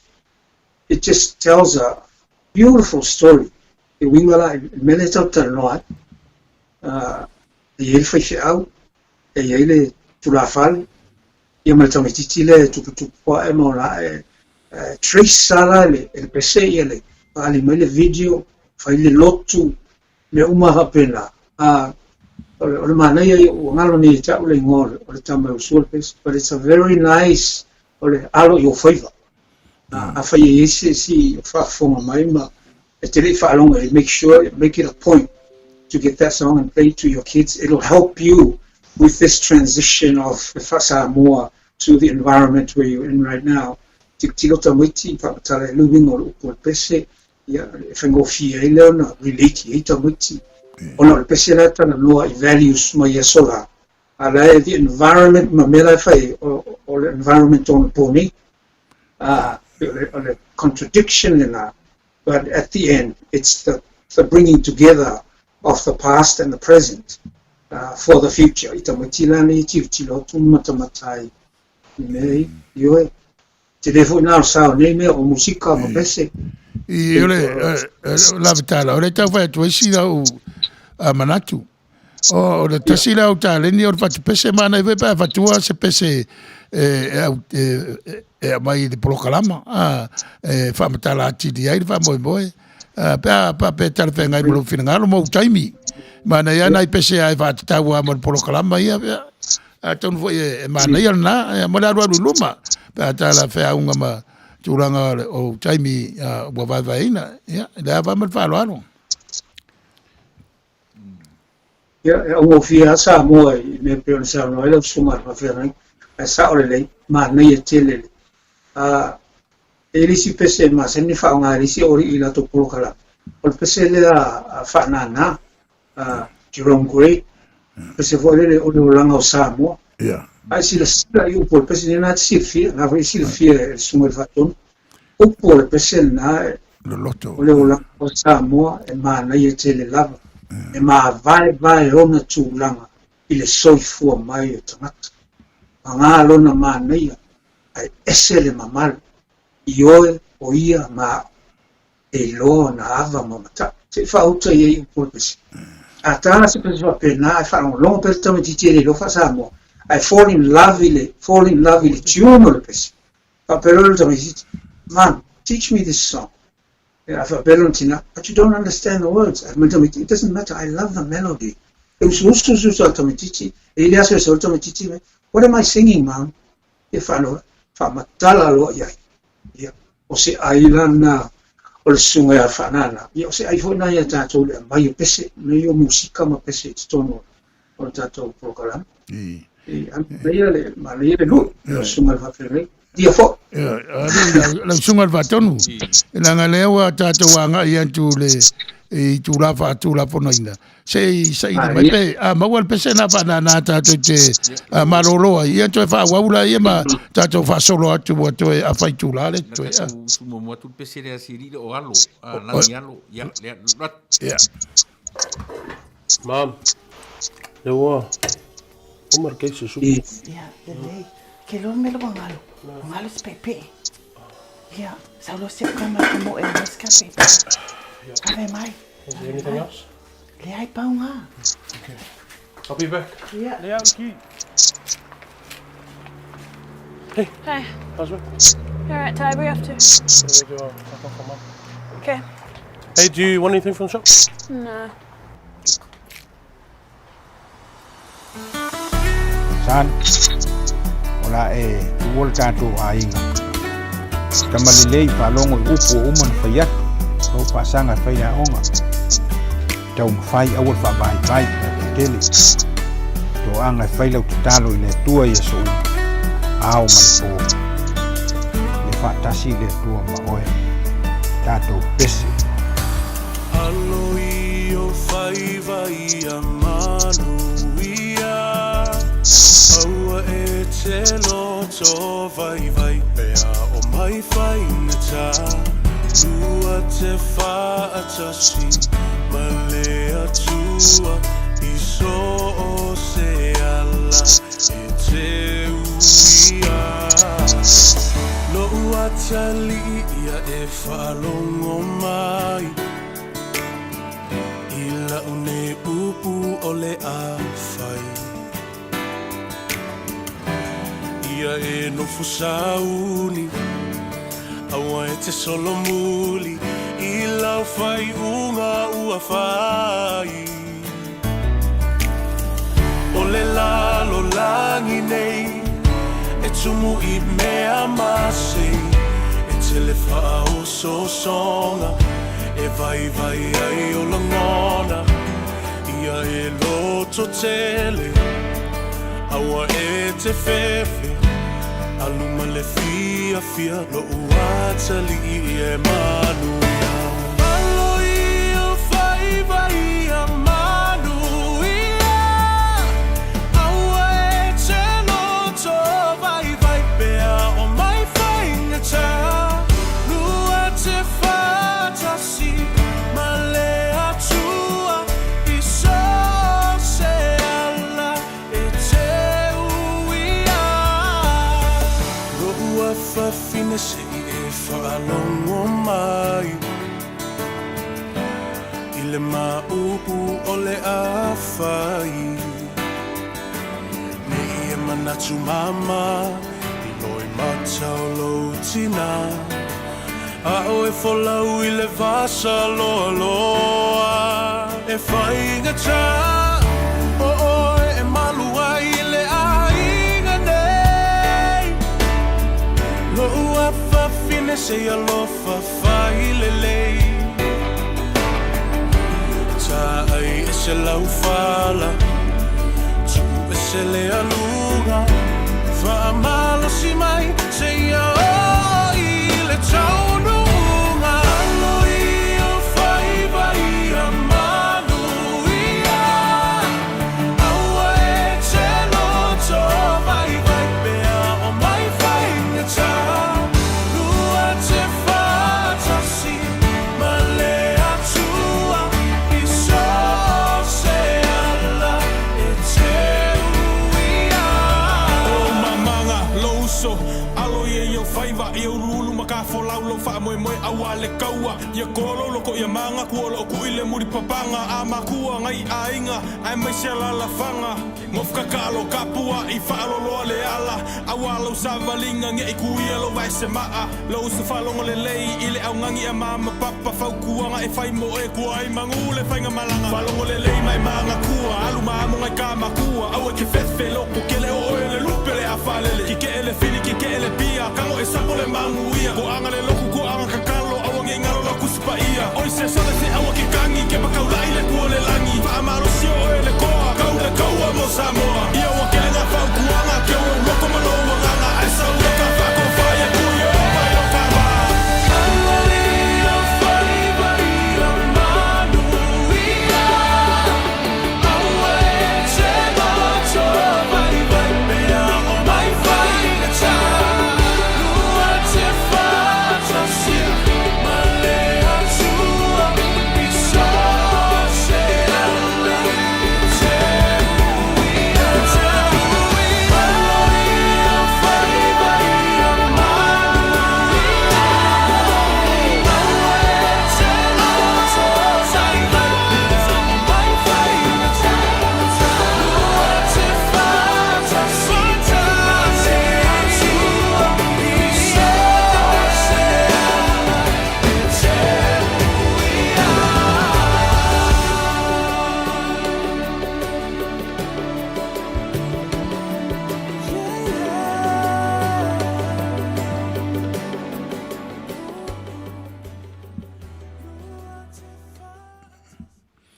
Ya.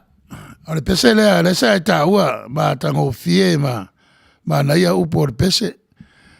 Fita uia ma le tatou whaasoa ma le tatou mta upu. Oro wala talata le tatou taimi.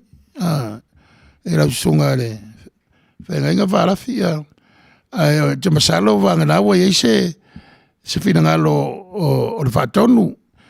Te masalo o le taimi e tu whaatasi ai pa fina ngalo ia lau sunga. Ia le tatou maftanga neta wafiafi. Ia ona vatifo leo se ma ua manatu ia ma fai waile tatou maftanga pe ona masani ai.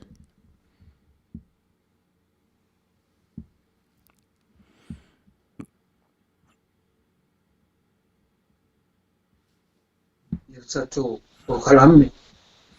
Ia ele o se silafia inapo se ilo nei. Ia te tonoa lea tofu musu ina tatou ele nganga le silsi ese.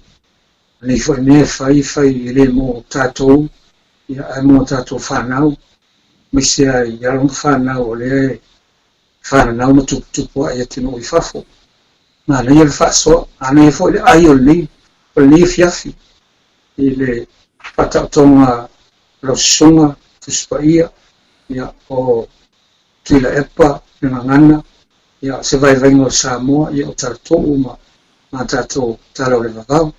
Ele va per amawa, ele va per tenton voi il taimi via a San Loaitu e poi tu la va tu spaia.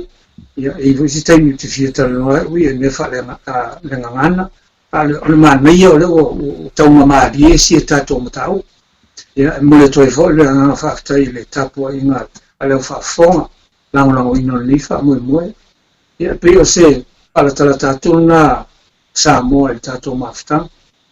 Ai papele mana ya mai matou I Samoa umala ya ilo sunga whawhengainga le fionga whaton Manuia tele manu teleina ya tu whai unga nei vai aso ya si io lia fo vai aso fo to wha sui fo tai ele tu iei ele tu facilito o manatu ona le a mai pese mo mana o te mata io Helen ya no fa o mai tatu por kalami ai mo le turanga fatai ia o sunga ia me se fo ile sunga ile ia falafi ia tu se o te pena ina o le tatu o le lava e tau fai me uma ma le fai te tenga ia ona o le baba ai mai fo le lau te lenga o to te le tatu ia ai le fai a ona fa pu mo ina le vai I nei mea e awa ina o tatu va ai ai ma le lau tele fa lau tele le vai ia ma fai ona lau mo tasi ai tatu uma ina ngai ma fai a ona ese fo le vai ma fai tau mai ia ai ona le lava le vatu se tala manino tatu te va ai uma I tu e fia ina ia ma fai ona manino mo tatu tama whanau io e ta ape solo le lalolangi ia pe o le nasa u fa popo tatu por kalame mo ia tele ia na fa la fi se ma leo ai le uma ile te talo mo le aru iluma ia Manuia tele voilo ia I Samoa fa tasima le faltua ma inga ia me se voi o lo fa fonga mai le nei tam fai alo fa tele atu mo tangata o le tatou nuu pe atou feilo ai taulanga ai Manuia tele le nei vai aso ma fuanga o tutoi ia le la fa uma le tatou polokalam le pese le pe ia o le teine sa mai nai le tule o I vai ala ia Foi foi ia Manuia le yes foi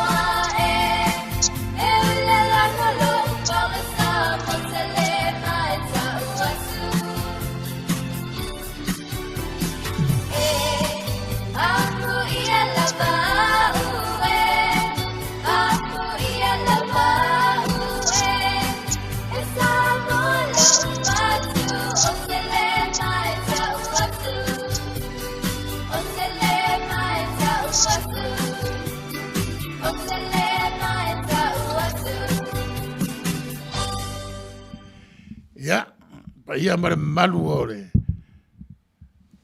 au whaafonga ma le ma malu o lo sapsapa ia pele nei wha moe moe ia o le pesel na le ten Samoa moni wha manatu mai a te tātou o lo au mau i atu nu i fafo tu langa o le saifua ma le ola e masani i tātou ia so ma vai ma le suiga tele wa iei nei vai tau mai o le whaamuta i fo i ma le tātou polo kalame nei tau a fiafi ia tupe i le tua e whaasopolia lo to saifua ma sio maola i le vai aso mo e whaawa wai le tātou wha moe i le taulogologo ni si fonga o le taia fou ia o le tātou whai i le titalo foi atu no mo la fio i le nganga whaafitai tal tonu no mātou wha moe sa musmusu i na pelo mātou vai ina ia mawhai o na mātou whasoa i le nganga matala ia ma le whelango mai. Whale le iai le ola mara soifua tautua o lau whanau tiu te mawhaiva wa e vala winai lo rato soifua ma sio maona. E whato e se foi tūlanga o le nei maafutanga i ni whale tonu ia ma ngalo mea uma e le tōtu tāua Yesu Keriso. Te talo mo lau wha manuia ma lau wha maisenga. A maise lava le nei vai tau i whawhita uri whea ngai ma le wha mai. E o maari liwa no le wha mai po tūlanga masani o na o le soifua wa e vala a wina. Ia wha mawhana le nganga o lau wa fio. La tō maua ma mātou maua le lotu tele. E ta lia ai lau tala le lei ma lau wha o le tanga. Ma le o le wha vavau e awa o ina ai mātou ia wa fionga pa ia. Ia e maise le ngā ruenga mana lo wanganga i o mātou tangata. O le a mātou tau mawai. Ia i lau walofa, ia i lau file mu, ia i lau manuia i lunga ia te mātou uma. Nei māsa uma e wha vavau. Wha vavau lava. Amene.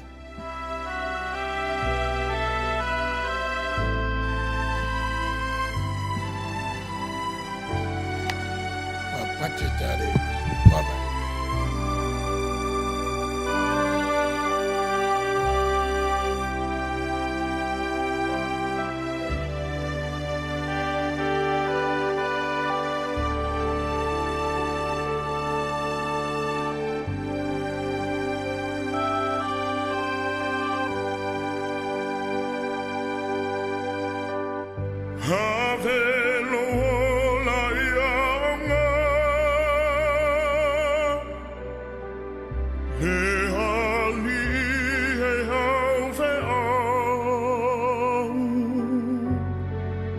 Ave o aso a